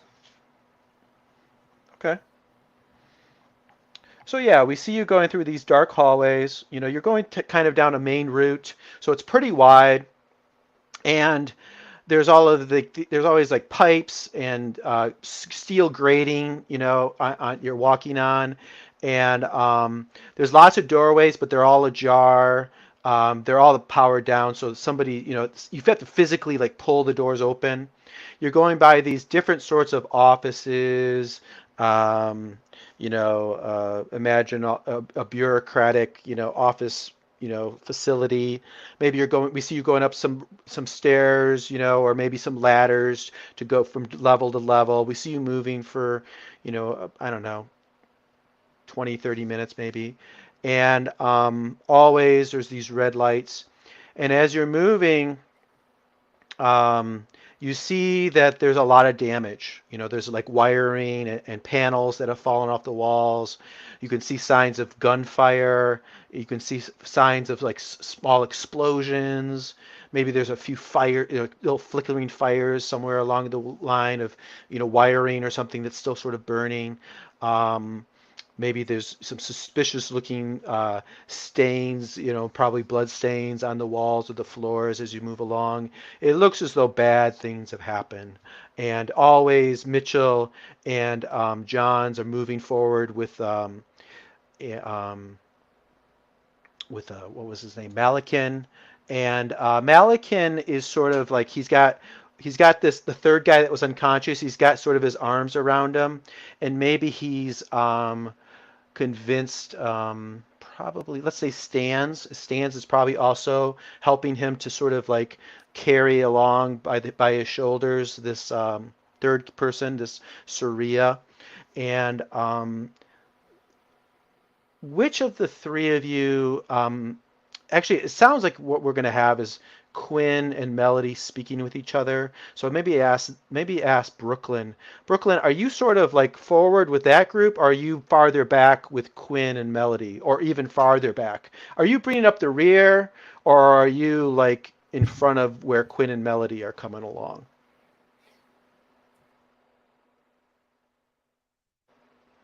What do you think, Brooklyn? Sorry, I have so many windows open. Yeah, in the front, Okay. in the front. So yeah, as you guys are moving through this office area, do we see Brooklyn sort of in the rear, bringing up the rear, or are you ahead of where Quinn and Melody are sort of speaking with each other? Sorry, I said in the front. In the Yeah, front? Okay. ahead of. Okay. Yeah, Okay. yeah. So Quinn and Melody are kind of coming along behind, and going back to the move, the next part is adding detail. Um, what are a couple of genre-appropriate features of the passage, or how do we see the group traveling? And that's sort of like tactically, quickly, quietly. Do we see you get on some sort of like tram system or something? What do you think? So let's go around and I'll ask a couple of you guys. Matthew got that question. Let me ask Mark, Quinn. Do you want to add a feature to our passage, or do you want to describe how you're moving? I think how we're moving. So the thing that is difficult is that Mitchell and Johns are up front, moving at speed along the passageways, and they're like they don't think they have anything to worry about apparently. And then we've got the two in the middle struggling with Syria, Hmm. trying to move along. And then I think that I can't speak for Melody, but I'm assuming that Melody is probably paying a little more attention to what's happening around here, being a security person. And I think that speaking for himself, Quinn is just feeling more and more paranoid as we advance Right. through these long corridors. Right. Yeah, I think I'll append that by saying that Mitchell absolutely shows absolutely no regard for safety. He is single-mindedly, more or less dragging along Matsushita, pressing Johns whenever Johns will pause from time to time and like look around and like make sure that the coast is clear as maybe you move into like a square or an open area or like a crossroads or whatever. But always Mitchell's like, let's go, let's go, let's go, let's go. Um, Melody is another. What's a detail you want to add to our journey here? Yeah, I want to add that as we're moving through the offices, there's a variety of there's general conference areas and some normal offices, but then we come across one that's clearly it was an executive office. It's bigger than all the others. It's got the nice location, and you can see this was a target. This one's been treated differently than the other offices. Hmm. Like it looks like there's real heavy damage in there or something. So Yeah, like yeah, it was go ahead. under siege or something, and Mm, we're coming who knows how many hours late. right. So yeah, I'm picturing like big oaken double doors, real nice, and there's sort of like they've been busted down. Like look like there was a barricade on the other side, but it looks like they've forcibly been pushed open, busted down, flat. Like one of them's like flat off the hinges, and there's sort of like an anteroom or like the receptionist area, But you can see there's other doors that go in, very nice doors too, that have also been busted down that lead into some sort of very executive-looking suite as you're passing by. You see that, great. Um, all right. Someone telling a story. I think we will roll this into where we left off with needing to hear what kind of question or whether you want to just learn more about melody here, Quinn. So I think that to engage the mechanics a little bit more, so you have that for a playtest. Sure. Let's go with revealing one of the cards, and then I'd like to leave it up to John to decide which card to reveal. Okay. Yeah, that's fair. You don't have to do it that way, but that's perfectly all right. Okay. So what you do, John, which card do you want to reveal to Quinn? Don't tell us what it is, but which one do you want to show Quinn? Quinn, pick one or two. 2. Background. Okay. Okay. So what we do is Quinn or no, John, what you have to do is you have to move your background card down into your hand. All right. So drag it down to where it says John. Perfect. And then Mark, what you need to do is click on his background card. There should be a pop-up that shows up on John's screen saying, or it'll pop up on your screen first, Mark, saying, do you want to steal this card? You say yes. And then it should pop up on John's screen saying something like, do you want to let him look at your card? And you say yes. And It then it says should bounce. stealing. Perfect. Now it's in Mark's hand. So Mark, go ahead and look at it. And remember the name of it. You can always look it up under background handout under game concepts. So if you just remember the name of it, you can always go back later and get into the details if you want to. But when you are ready, let us know, and then John will click on it and try to take it back. Same process. It'll just reverse, Okay. Okay. Don't tell us. Don't tell us. No. Okay. Okay. So you've learned something. We see the conversation fade out. It fades to black. But apparently they were starting to get into something juicy that apparently Quinn has learned. We may or may not flesh that out later. We'll see. But so when you are done, John, go ahead and click on it. Quinn, I think you have your background in your hand as well. I do. Yeah. Okay. So I need to Pull yours up onto the table into your spot. That'll get it out of John, the way. thank you. That's so kind of you I to think you not. can probably also just drag it back to the table, and it should come down face down, right? I don't think it'll belong to you then, though. It'll belong. Okay. Let's not mess with it because Fair. bad things happen. Wait. I think one way to handle this is for all of us to minimize our windows and not look while he does this. Yeah. Okay, the one that's in my hand now should be yours, John. Is yours. Okay, so John, go ahead and click on his or yours. So I in right his click, hand. right? I think you just Or- left click on it. I think. Yeah, you left click on it. It'll say steal card or something. Neither is giving me that prompt. Let me try to do something here. I'm going to try to drag it onto John's icon. How's that? Yeah, go for it. So John accepts the trade. So I accept the trade. Okay, great. That works too. All right, and then John should be able to put it wherever you want. Okay, we've taken care of that. Great. Hey now. All right. Everybody good? All right. Yeah. Let's go back to the location move.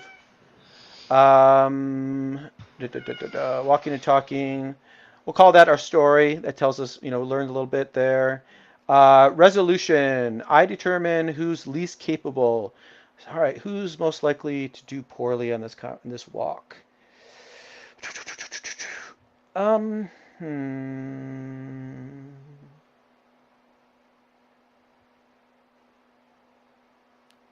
don't know. You're all pretty good at this kind of thing. It's really, I don't know. Security and an investigator. Matthew's got a shotgun. Though he's just a medic. He's fit, though.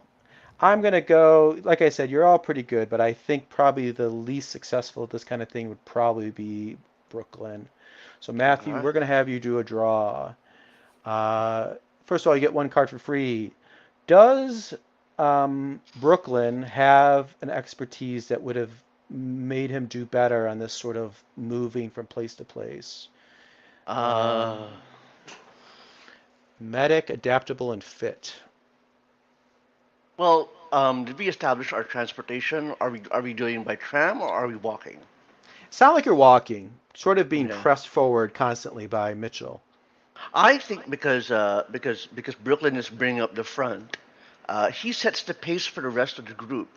But at the same time, because he's very fit, I think he's able to keep the pace that doesn't make everyone else feel like we're being slowed down or lagged. Right. So yeah. So yeah, Mitchell definitely is like, I appreciate it. I appreciate what you're doing here, Brooklyn. I like you staying with me. You're a real go-getter. You can count on me putting in a good word for you. Great. So I will give you an expertise for that. Does Brooklyn have the right tool for the job? Is there anything that we've established that you have, or anything you want to add that would help you do well in this movement? Good walking shoes. I'm not sure what would. No, I don't see anything, so we'll maybe pass on that one. Have we established anything that gives you significant advantage in this traveling? Anything, an advantage. Significant advantage. Nothing comes to mind. No. No, I can't think of anything either. Yeah, and finally, do you want to take a stress to get a third card? Let's do it. Let's make Brooklyn super. See, it's funny how Brooklyn hasn't really had any emotional or outbreaks or any conflicts, and yet look at him. Look at him. He's a simmering caldera of stress. There you go. So you got 3 cards. When you are ready, go ahead and draw 3 cards, and we'll see how this travel has gone. All right. 1, 2, 3. That's 2 edges and a miss. Okay, great. And remember, you can jump in and say, I would like to help if you want to, or hinder. Okay, so we've got an edge on this travel. So looking at the location move, walking and talking. On a hit, the group reaches their destination without any significant problem. On an edge, they are spotted by anyone or thing present when they reach their destination. Okay? So I think what happens is we get to, I think the location we're going to arrive at is, let's see. I think it's sort of a crossroads. It's an open area at a crossroads, and it's a wide area. But you see that across this open area, there's several other paths leading out of this square, and it's got high. It's like probably like 50 feet up, and there's like a skylight, and you can see that orange brown light of the star sort of like drifting down in here, giving it a faint light down in here, which is a kind of a relief because you've been in this claustrophobic, maze of passageways for the last half hour or so. And there are all kinds of plants that are either in planters, like on the ground level, or even like some vines that are growing up the sides of the walls. Some plants that have probably been designed to like be able to grow in this dim light of this alien star. And there are all kinds of like concrete benches around.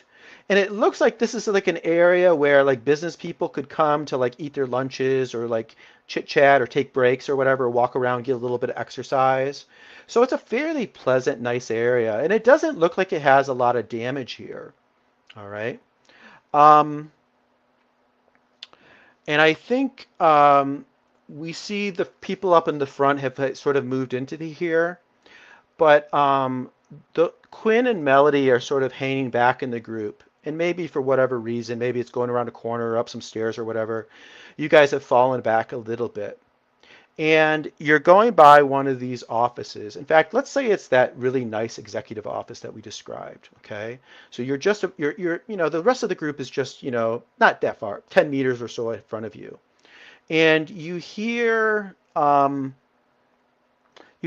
coming from deep in this office, this really nice looking office, like not in that reception area, but like farther back. You can't really see it, but you hear like a child's voice singing like a nursery rhyme, really faintly, like you just barely hear it, right? And it says like, CFO Lawrence. CFO Lawrence on the door, and like I said, you hear it, and then it stops, and maybe you're like, no, it was probably nothing. It was, whatever. But then you hear it again as you start to move up. Meanwhile, up in the front, Johns has said, okay, where we need to get to is just ahead. You see that office, you see that door over there, that's where we need to get. All right. And this is before Brooklyn's up with him, and he says, but we got to be careful crossing here. Okay. So let's do, before we go too much farther, let's do the new location move to kind of get this more, more details established about this. I was about to ask, careful how. Yeah.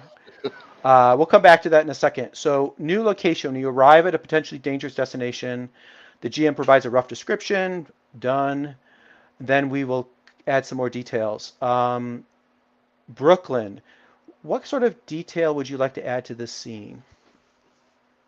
Again, it could be something genre, appropriate, or it could be something that would just be nice that you would like to have in this scene that would help you do what you're trying to do.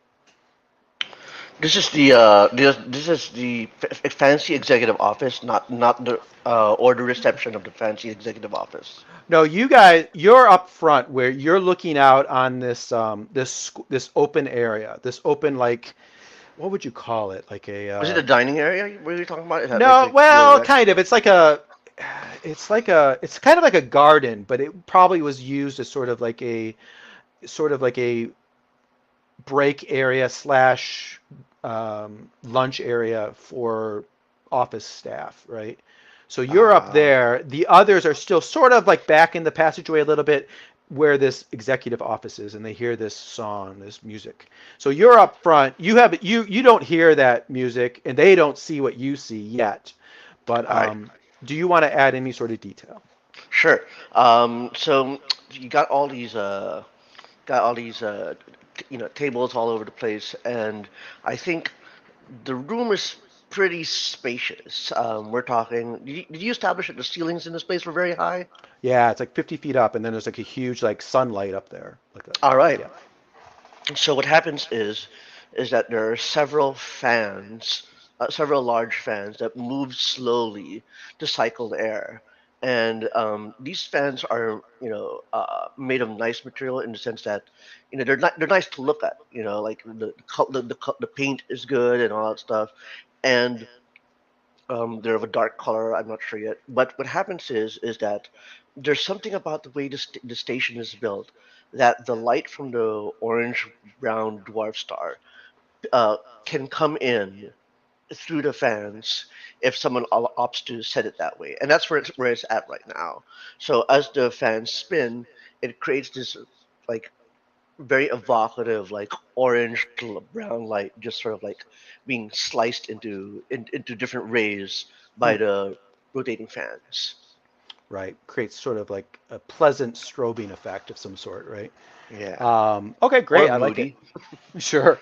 Yeah, anything Great. you want it to be. And of course, that definitely is happening. So as you look around, you see, Johns and Melican and the two guys carrying the third guy that's passed out. It's flashing over each of your faces. Great. Uh, and let me ask, Quinn, is there a detail you'd like to add back to where you're at? Yeah, tell me if this is going too far, because this also hints, I guess, at one of the threats, I think. So looking up at the skylights, there's an almost imperceptible hairline crack in Mm, one of those skylights that runs along the corner of one of the rectangles. of course there is. Great. And just that's perfectly fine to add that. Your character can't quite see that yet though, because you're back a little bit, but that's perfectly great. And then finally, Melody, do you have anything you'd like to add? You said we're back. You're back To the, about 10 meters from the main group, and you're passing by that really nice office that we described. I think the thing Melody notices is through the crack of the door, the angle that she's looking into the office where the sound is coming from. There's a shadow that's kind of moving back and forth, but you can't see what's causing the shadow and the movement. Okay, cool. I like it. All right. Then a new location. The GM places a non-monster threat. I am going to say the threat is the threat of vacuum or hull breaches, given what Mark said, that if things happen, maybe this whole place could get decompressed very quickly. Um, and then what was the last thing? Um, let's see. If this first time explored, the GM introduces a plot hook and is dealt a threat card. So yeah, I think I've laid out a couple plot hooks. I think we don't really need to add any more to that. So let me give myself a threat card though before I forget. Deal one to Jason. Let me see what I got. Okay, great, perfect. Um, let me ask. Let's see. Let me ask Quinn. Quinn, what do you want to do? You hear this this music, this child's voice singing this. It sounds like it's in French. Frere Jacques, Frere Jacques. It's very faint. And Quinn believes it's coming from this office. Oh, it's definitely coming from back in that office. I I think he looks at Melody and he says, "Yeah, we just got to keep going. Just get into the get. Let's catch up with everybody else." What's that, Quinn? We need to go into this office? God damn it! You know that's not what I said, Melody. I don't know what that. Do you hear that? There's only one way to find out what it is. I don't want to find out what it is. Let's Come not on. find out what it is. Let's get off this damn station. And she's grabbing your arm and pulling you towards the office. Okay. Quinn goes along, holding his Um, pen. in what manner do you guys move in the direction of this noise, I presume? Let me ask Melody. You're the security officer. So moving cautiously, but I mean, it's probably a child that's stuck back there, so not too worried about it. Sure, sure. Um, let me skip up to where Brooklyn's at. So, Brooklyn, you're like I said, you're on sort of the edge where you're entering into the square, and about 20 meters across, you see there's this door that looks like it's closed. It looks pretty solid, a solid, strong-looking door. And he says, uh, "We've got our people over there. It'll be a straight shot once we get there to get into, to get to the administrator." And Mitchell's all gun ho, but like I said, John says we've got to be careful here, though. It can be dangerous. And I think you were going to ask something. Brooklyn asked, dangerous how? He goes, yeah, those insurgents sometimes they set up some crossfire here. And you look, and like I said, it's real high, and there's multiple levels. There's lots of windows and stuff that can look down into here.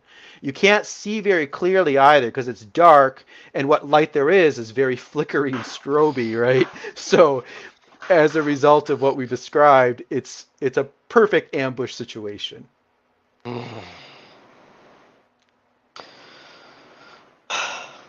So I've got John's with me. John's You've got Mitchell. everybody except for Quinn and Melody. Yep. Whew. Uh, Yeah. so and Mitchell is all but just ready to run across and go. I when Mitchell does that, I let him. Okay. Okay. Yeah. So I think Johns is more careful, but he moves out of cover too, and the others start to follow. So like we described, Stans and the Yeah. other Melican are sort of like manhandling the unconscious guy, and they're moving over to that door. Do you follow or do you do something else? Yeah, actually, I like how you set it up. So I think what Brooklyn is doing here is that he's letting people that A who are gung ho and B who are more familiar with the station take the lead in this location, while he looks around and tries to see what is amiss. Sure. Okay, I like it. Yeah. Um, let's actually get that on the table now. Let me recall and shuffle. Uh, does you get one card for free? Does Brooklyn have any expertise that would help you spot danger in the situation? Huh. Actually, let me do I. this. Let me do this in the proper order because I always get ahead of myself. Oh. We're doing the investigate move, okay? Safety move. Uh-huh.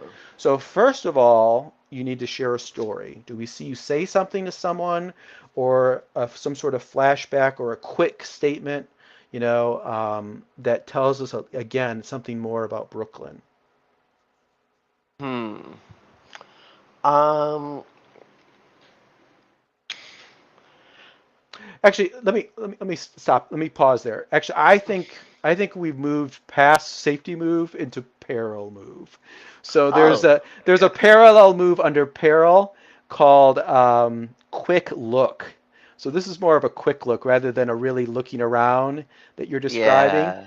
Yeah. So quick look, this move is for when you only have a moment to look about. So we skip the story, we go right into the draw. So you get one card for free.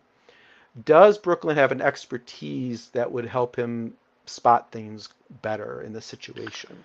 If this is a quick look, I would argue that adaptable makes more sense in this situation than it would for a general investigation. Because at this point, it's a tensor scenario, Hmm. and that requires a little bit more being thinking quick on your feet. Yeah, staying Yeah. calm. Yeah, I like it. Okay, so great. We'll give you that. Does Brooklyn have any piece of equipment, the right tool for the job to help here? For a quick look, no, I don't think so. Nah, I don't think so. Uh, have we described anything that would give you significant advantage in the situation? Um, no, no, no. No, I'm not getting anything either. And then finally, do you want to push yourself to get a third card? Take a Yeah, stress. let's do it. All right. Add another one of those red X's. Mm-hmm. And what's that take you to? 4? Yep. So when you are ready, go ahead and draw 3 cards. All right. Uh, Miss, yeah, wait. And edge edge, good. And and opportunity. opportunity. So that's the tricky question. Do you want to take your 5th stress to turn an opportunity into triumph, or just ride with the edge? Um, No, I'm gonna ride with edge. Yeah, that's probably a good idea. All right, so you end up with an edge. You may ask one question. So, and you also get significant advantage acting on you. You get one free use of significant advantage. I'll make a note of this. Brooklyn +1 significant advantage. On acting on the information you learned from your question, you'll get a one free use of significant advantage. Okay, so you can ask any sort of question that fits here. There is some bullet points. What is X planning to do? What might be the best way to manipulate X? What might give me an advantage? What here is the greatest threat? What's the best way to escape from here? What here might be useful to me? Hmm.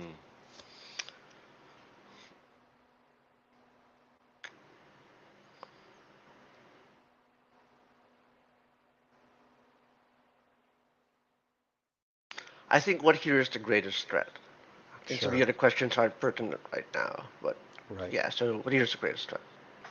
So the others get across the square, and you see that Johns, the colonial marshal, and Melican, the maintenance staff guy, Melican sort of like lets go and allows Stans to take, the unconscious guy, to the door. But those two hang back, and you see that they each pull out their pistols and cock them as the others move ahead of them. Okay?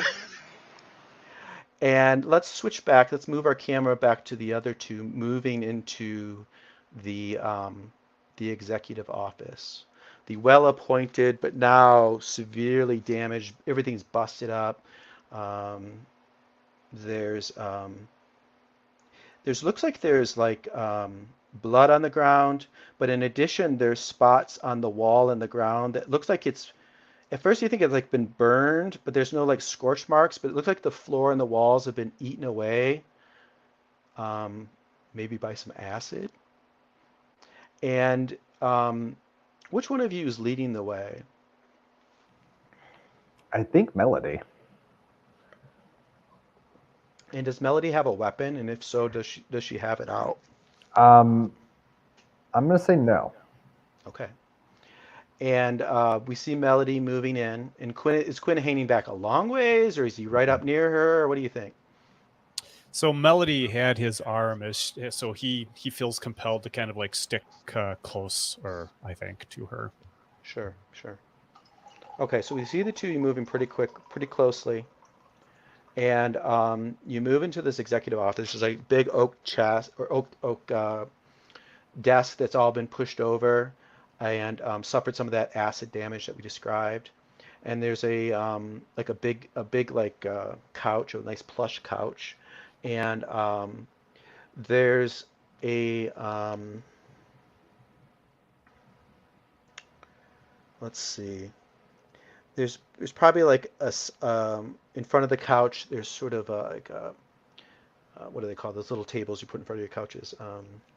Ottoman. Oh, coffee table. Coffee table, yeah, like a really nice coffee table, right?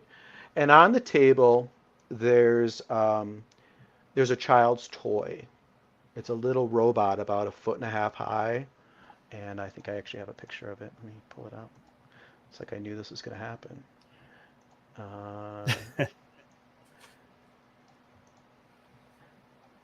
It looks like this.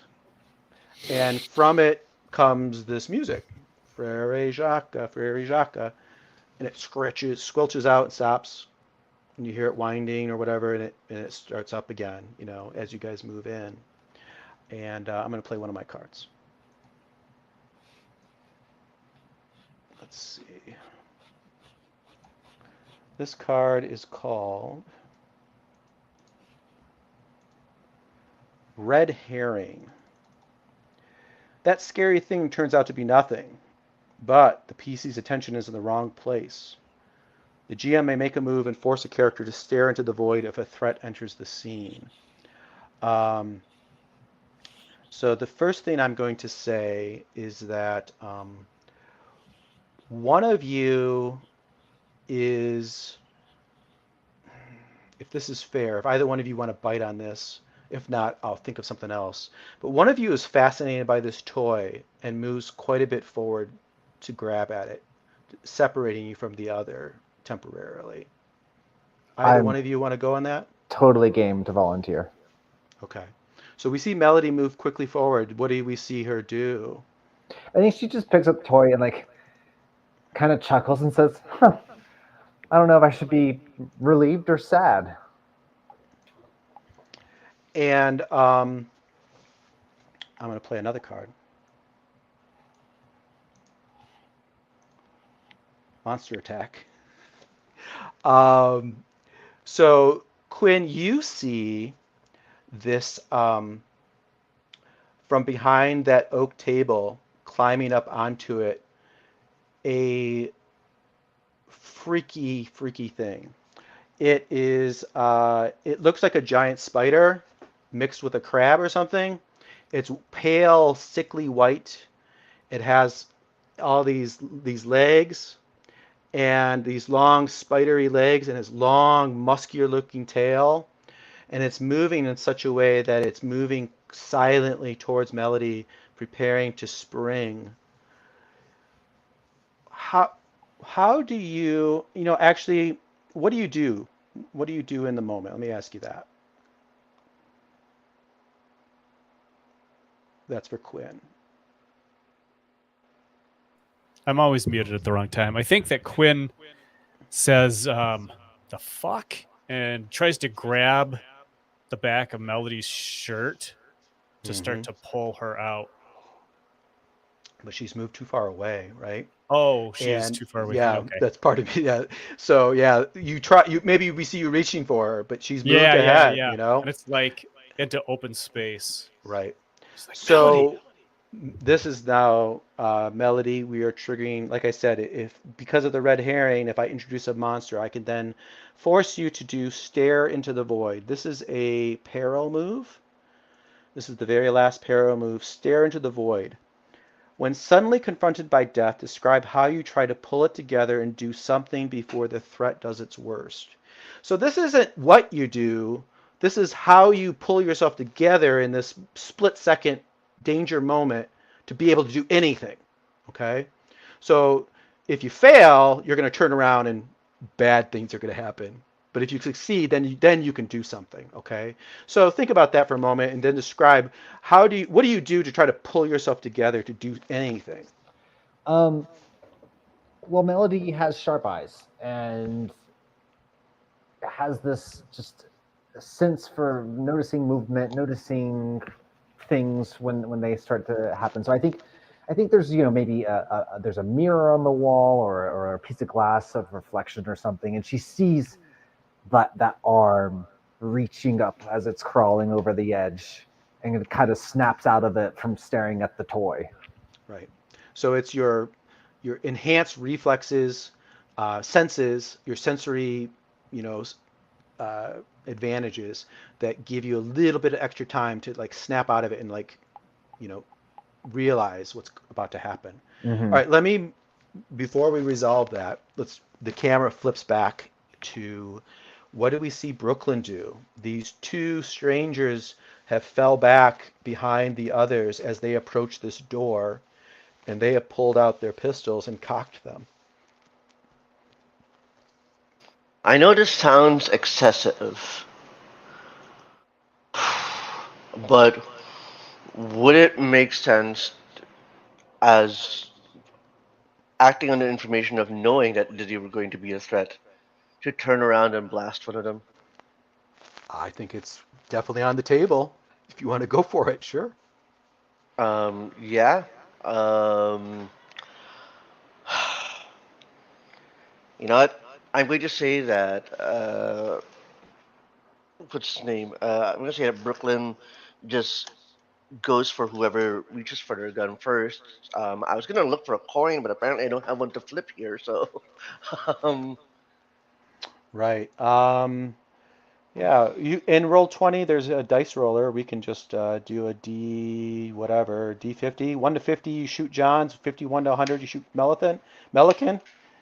yeah, You want me to roll it or you want to do it?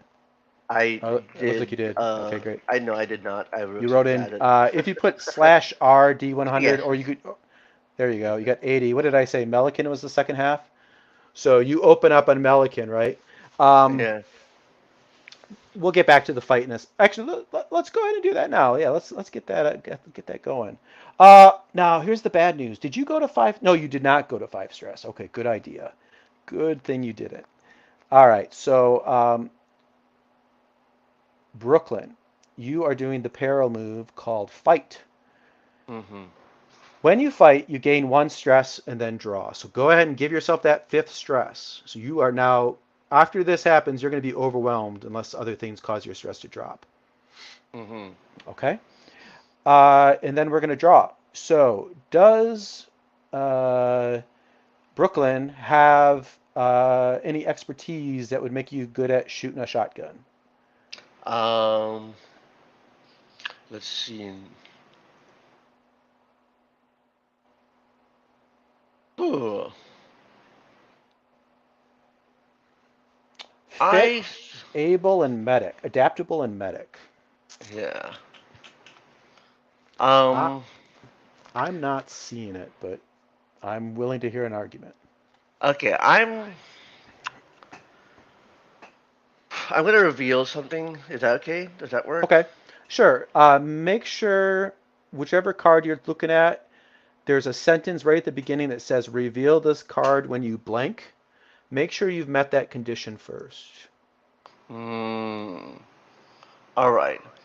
On that card is listed something I think that would be relevant to the advantage. Okay. Yeah. So So if you feel that you've met the condition to reveal it, go ahead and flip it, and we'll get it on the table. That's a good time to do it. all right. Which one is it? Background or agenda you're No, looking because at? I don't meet the condition yet. Oh, okay. Yeah. Yeah, it's not true until it's flipped though. So unfortunately, if it's not flipped, you can't use whatever's on the card. No problem. All right. We will not have an advantage then. Okay. So do you have the right tool for the job? I think Uh, this fancy yeah. shotgun definitely fits the role of the perfect tool for the job. Yeah. Do you have significant advantage? You do because of your quick look. Infrared. Yep. Yeah. So you have that. You carry that forward and use it. So you're up to 3 cards. Do you want to push yourself? You can't because you're already at No. 5. So you've Yeah. got 3 cards on a fight. All So right. when you are ready, go ahead and draw 3 cards. Miss, miss. And I Oh miss. no. No problem. Unless they can find some incredibly creative way to help, No, this is great. I don't know how the others can help you. No problem. I'm having a blast. Okay, good. Oh, literally speaking. Uh, all right. So on a miss, you fail to cause harm, the threat harms you, and the GM makes a move. Okay. So I think what happens is you shoot, but because of the dim light, you probably only wing. Um, I think you're still going to hit them even on a miss. Oh no, you failed. You don't cause any harm. That's right. So you flat out miss. You just miss. Okay. I don't know why. Dim light, fear, stress, something. And Melican jumps forward and he opens the door. And John's he doesn't shoot them. He doesn't spin and shoot you, but he forces all the other NPCs to go into this whatever this chamber is. He forces them to go in there. The two of them take cover and spin to look at you. I imagine you probably take cover. You know, a few seconds pass here. It's not just flat out 1 second thing. A few seconds pass. We see them force all these NPCs into this room. They slam the door. You know, they force them into there at gunpoint. They take cover. You're not going to take any damage, but your free shot unfortunately didn't work out. And then you also hear echoing throughout this area, you hear these high-pitched screeching screams from a couple different directions, like over there, up over Ooh. there. And yeah, that echoes throughout this tall open area. All right. Let's flip back to the others back in the room. So Melody, we established that your quick senses were going to hopefully get you to do something here, right?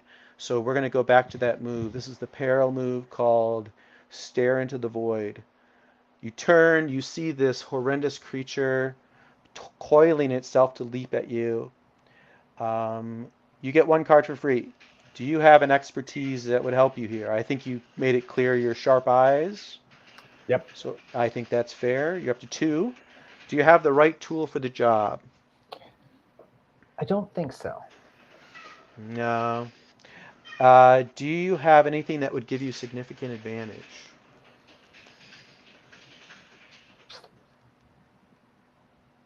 I could try and make a case for like jumping behind the couch so that there's something between me and the monster.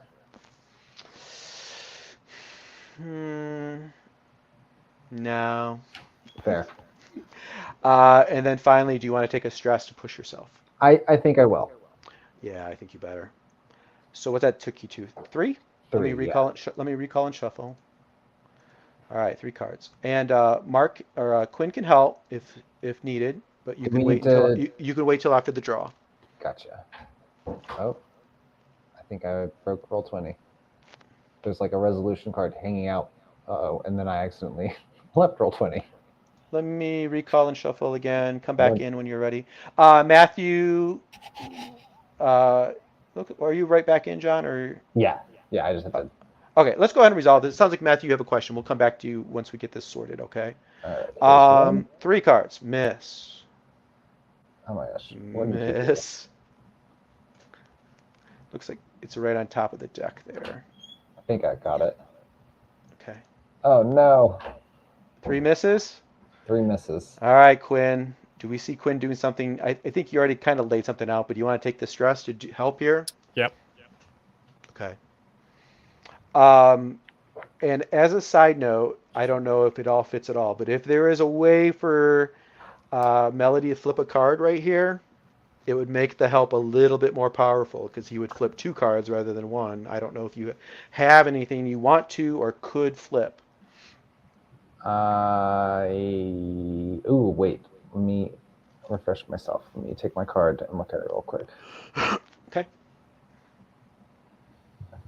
Quinn, go ahead and take a stress. Sounds like that's going to happen no matter what here. No, I don't think I can pull this condition off in the moment. Okay. Okay. All right. So Quinn, you are flipping a single card, hoping for some sort of hit. Okay. So it's Quinn. Got it. Yep. So the cards that John drew stay on the table. That's right. Cool. and you're hoping to get something that you can use to replace one of his misses. Is how this works. Got it. There you go. Wow. Oh, I don't see. Try Oh, him. good. Yeah. Nice. So what do we see you do that helps him so much to get him to snap out of it and do something? I think what we were what we were talking about before, Hmm. like he's grabbing Melody's, um, grabbing steps forward enough to grab Melody's shirt, and is like yanks, trying to yank himself and Melody back out of the door to the conference room. Is that too much? Uh, the yanking part is where we're at now, and then Yeah. we'll get to the. So what we see is you yank him. He spins around. She spins around. She sees this thing about to leap at her, and in that split second, she's able to do something before that happens, and that's where we leave off, or that's where we'll pick up after we check in with Matthew. So Matthew, it sounds like you had a rules-related problem or question. Describe to me what you got. Okay, before I reveal something, or not reveal, but rather before I go too far in giving information, I'll just say that I had been misinterpreting the mechanics of something so badly that um, my character should be in a completely different fictional space by now. Okay. All Yeah, right. but at the same time, the way we've set up and told this story, there's a very logical way to remove him from the board anyway. Not that I want to remove the character because I do like the character, but it will at least be internally consistent with the narrative. But we won't have to like do some bullshit and go like, oh, we'll just pretend that never happened. We'll just pretend, like those roles were like whatever, or, all that stuff. So, or that those draws rather. Okay. So let me To let tell me you, ask you a question before we throw out some possibilities then. So you're saying that the way you've been playing your character doesn't mesh with either your background or agenda? Is that what you're kind of what you're saying? yeah, yeah. Okay. So we've got three things we can do. We can give you a brand new character, one of the NPCs, or I'm comfortable dealing you a new card of whichever one doesn't mesh with how you've been playing it and see if it fits better. Or you can just play it the way you've been playing it and never flip over that card. Because the card that you have hidden that doesn't mesh with how you've been playing it, it's not true till it's actually flipped over. So you can just Uh, play along and just never flip over that card and it never creates the conflict. Do you know what I mean? I'm comfortable yeah. with any of those three choices. Uh, yeah. You want to It's think so about weird it? because yeah, it's so weird because just a technicality. I think my problem is we've homebrewed or designed this very cool version of Aliens. I think I might be trying to play it the way it is in the Free Lagan book. Oh, okay. I think that's what I've been doing, which is to Yeah, assume that the card is true. I think. Yeah, right. Yeah. So yeah. the card isn't actually real until it's flipped over. But in So Free like Lagan, it's true. well, in free login it is. You have these special agendas that, are established. Yeah. But in this game you can opt in. So you can just never flip the card over and it's never true. So I'll leave it to you. Again, we can give you a new NPC and give you new cards, or I can give you a new card, and hopefully it's better than whatever you feel the conflict is, All right. or you can just never flip over the card that doesn't mix with how you've been playing it. Yeah, I think I, option I'll two say, is the. what's that? No, no, you say. Did you say which one you wanted, No, I was or just you gonna still say I'm good. I'm good. Two and three sound good, but you sound like two? you were about to interject with No, something. no, that's it. It's your choice, and I'm fine however you want to do it. Okay. Yeah, I'll go with two and three. Maybe later or at the end of the session, we'll ask whether to replace the card or keep the card. Okay, Yeah. go ahead and think about it. But for now, Yeah. just keep the card hidden, and it won't cause any problem. Okay, Sure. great. Okay, so you're back in this moment. You're 20 meters or so away from these two guys. They start to shoot at you with their pistols. And not to mention, I believe by taking the fight action, I'm full up on stress. You are indeed. So you cannot do anything that would cause you to gain more stress. Um, you might actually let me have you go ahead. There's a move called Overwhelmed. Mm-hmm. You can do it right in like the split second. So go ahead and look at the Overwhelmed card. See if you want to make an Overwhelmed move, because otherwise I might have you do something rash. Okay. Mm. So let me leave off with you and let me go back to these other two guys back in this executive office. So I think it's only fair that we ask Melody, now that you've snapped out of it, what do you want to do with this weird looking creature menacing? Get the hell out of here. Run for it? Run. Okay. Quinn, does that sound like what you're doing too? All right. So which one of you would probably be less, which one of you would run uh, how to phrase it. Which one of you would not be as good as the other at running? As The they one say, that you only have to be slashed their faster leg. than the other person, right? What was that? The one that slashed their leg. Oh, it's true. But you did fix it, so we can't hold it against you. It got repaired. So we I can't. think it still makes the difference. I think that it also makes sense that Melody is going to be in better shape as the security expert. It's probably true. Um, yeah, you don't really have anything that shows you to be quick or fast or anything like that. Disarming psychology investigator. No, probably not. You are a little closer to getting to safety. You have that going for you. You guys, we still pretty much, unfortunately, leaning on Quinn to be the one to be in danger here. All right, let's go with that unless you have other arguments. All right, so this is a peril move. Quinn, this is a peril move called Run. Narrate the first half of a hectic chase and draw.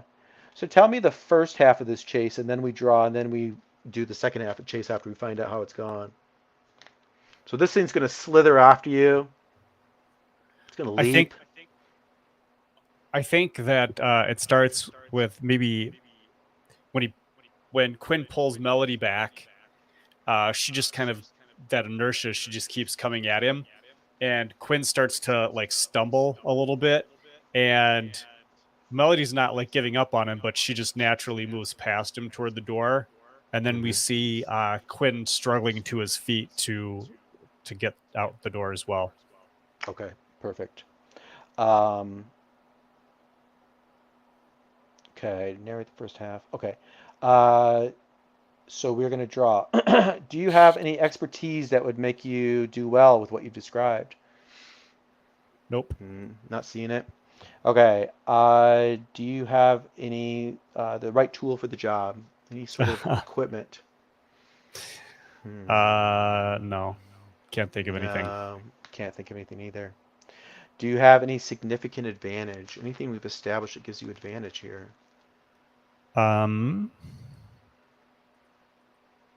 No. I think I'm going to give it to you. I think the way we've laid out the office and stuff, there is walls and like it's not a long ways to get around a wall. And this thing's all about quick bursts and jumping, so it's not really designed for long chases. So I think I'll give it to you. I think it's fair. Okay. So you're up to 2 cards, and then finally, do you want to take a stress and get a third card? Yes. Okay. All right. So when you are ready, go ahead and draw 3 cards.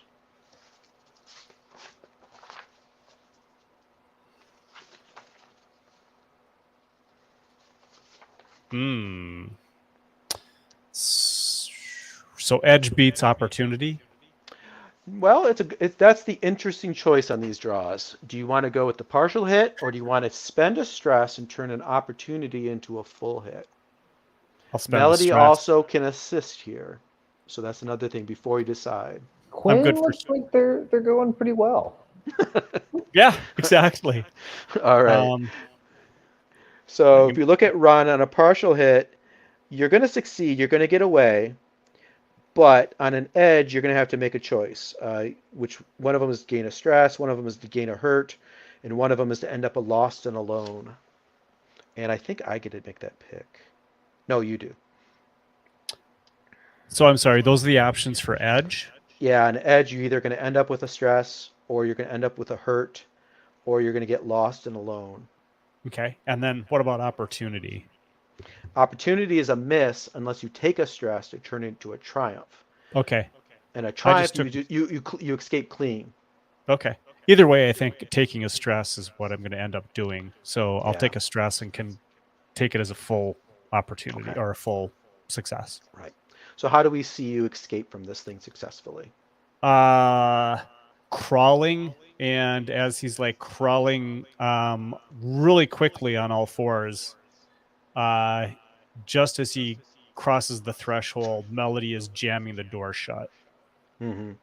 Right. The remains of the doors. There's enough, enough remains Structure. of the doors to create a barrier to keep this thing. So we see those claws, those little fingers like trying to reach out to get at you through the little gap, but the two of you get these doors shut and you move out into the hallway, and you hear gunfire coming from, like I said, 10 meters down the hallway, and and you probably look down there and see Brooklyn like lurking behind like a concrete bench or something, trying to return fire, with the shotgun. I think that's clearly a good time to stop for today. Um, we will skip Stars and Wishes because we're a little late, but let me ask Matthew if you've decided. You can go. You can wait till next week too if you want. But have you decided how you want to handle, your situation with your car? Sorry, you came in garbled there for a hot second. Oh, do you want to? Let's see, option 2 or 3. So do you want to? Oh, looks like you guys hear that? Looks like I'm crashing. You hear me? No, not really. But I'm going to assume you asked me the question about the nature of my character status. So, I think I'll definitely stick with Brooklyn. I think I want to replace the card, if only to expand the dramatic opportunities. Okay. You hear me now? Yeah, Everybody's crashing. yeah. It's still coming in super duper garbled and robotic, but there's my answer. Yeah.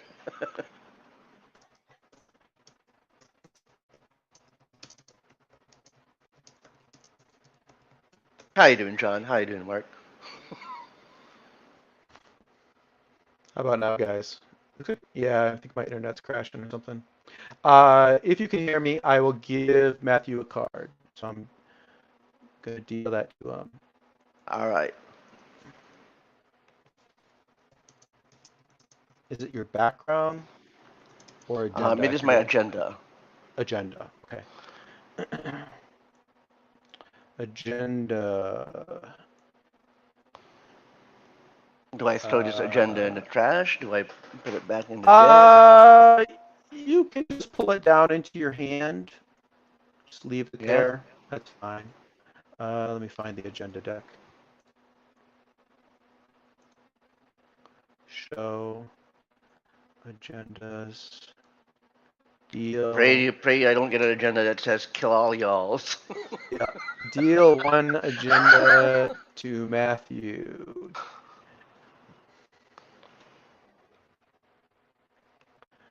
And then Mark lost your background. What happened? You dragged it up when we had that whole thing where you, huh.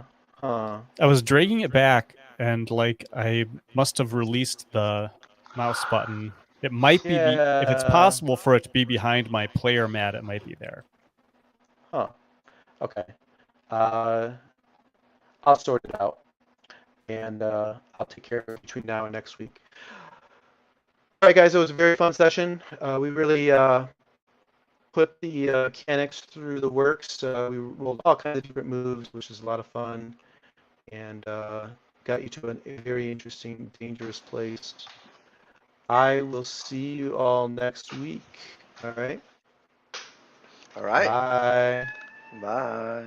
Bye, Kitty. Bye, everyone.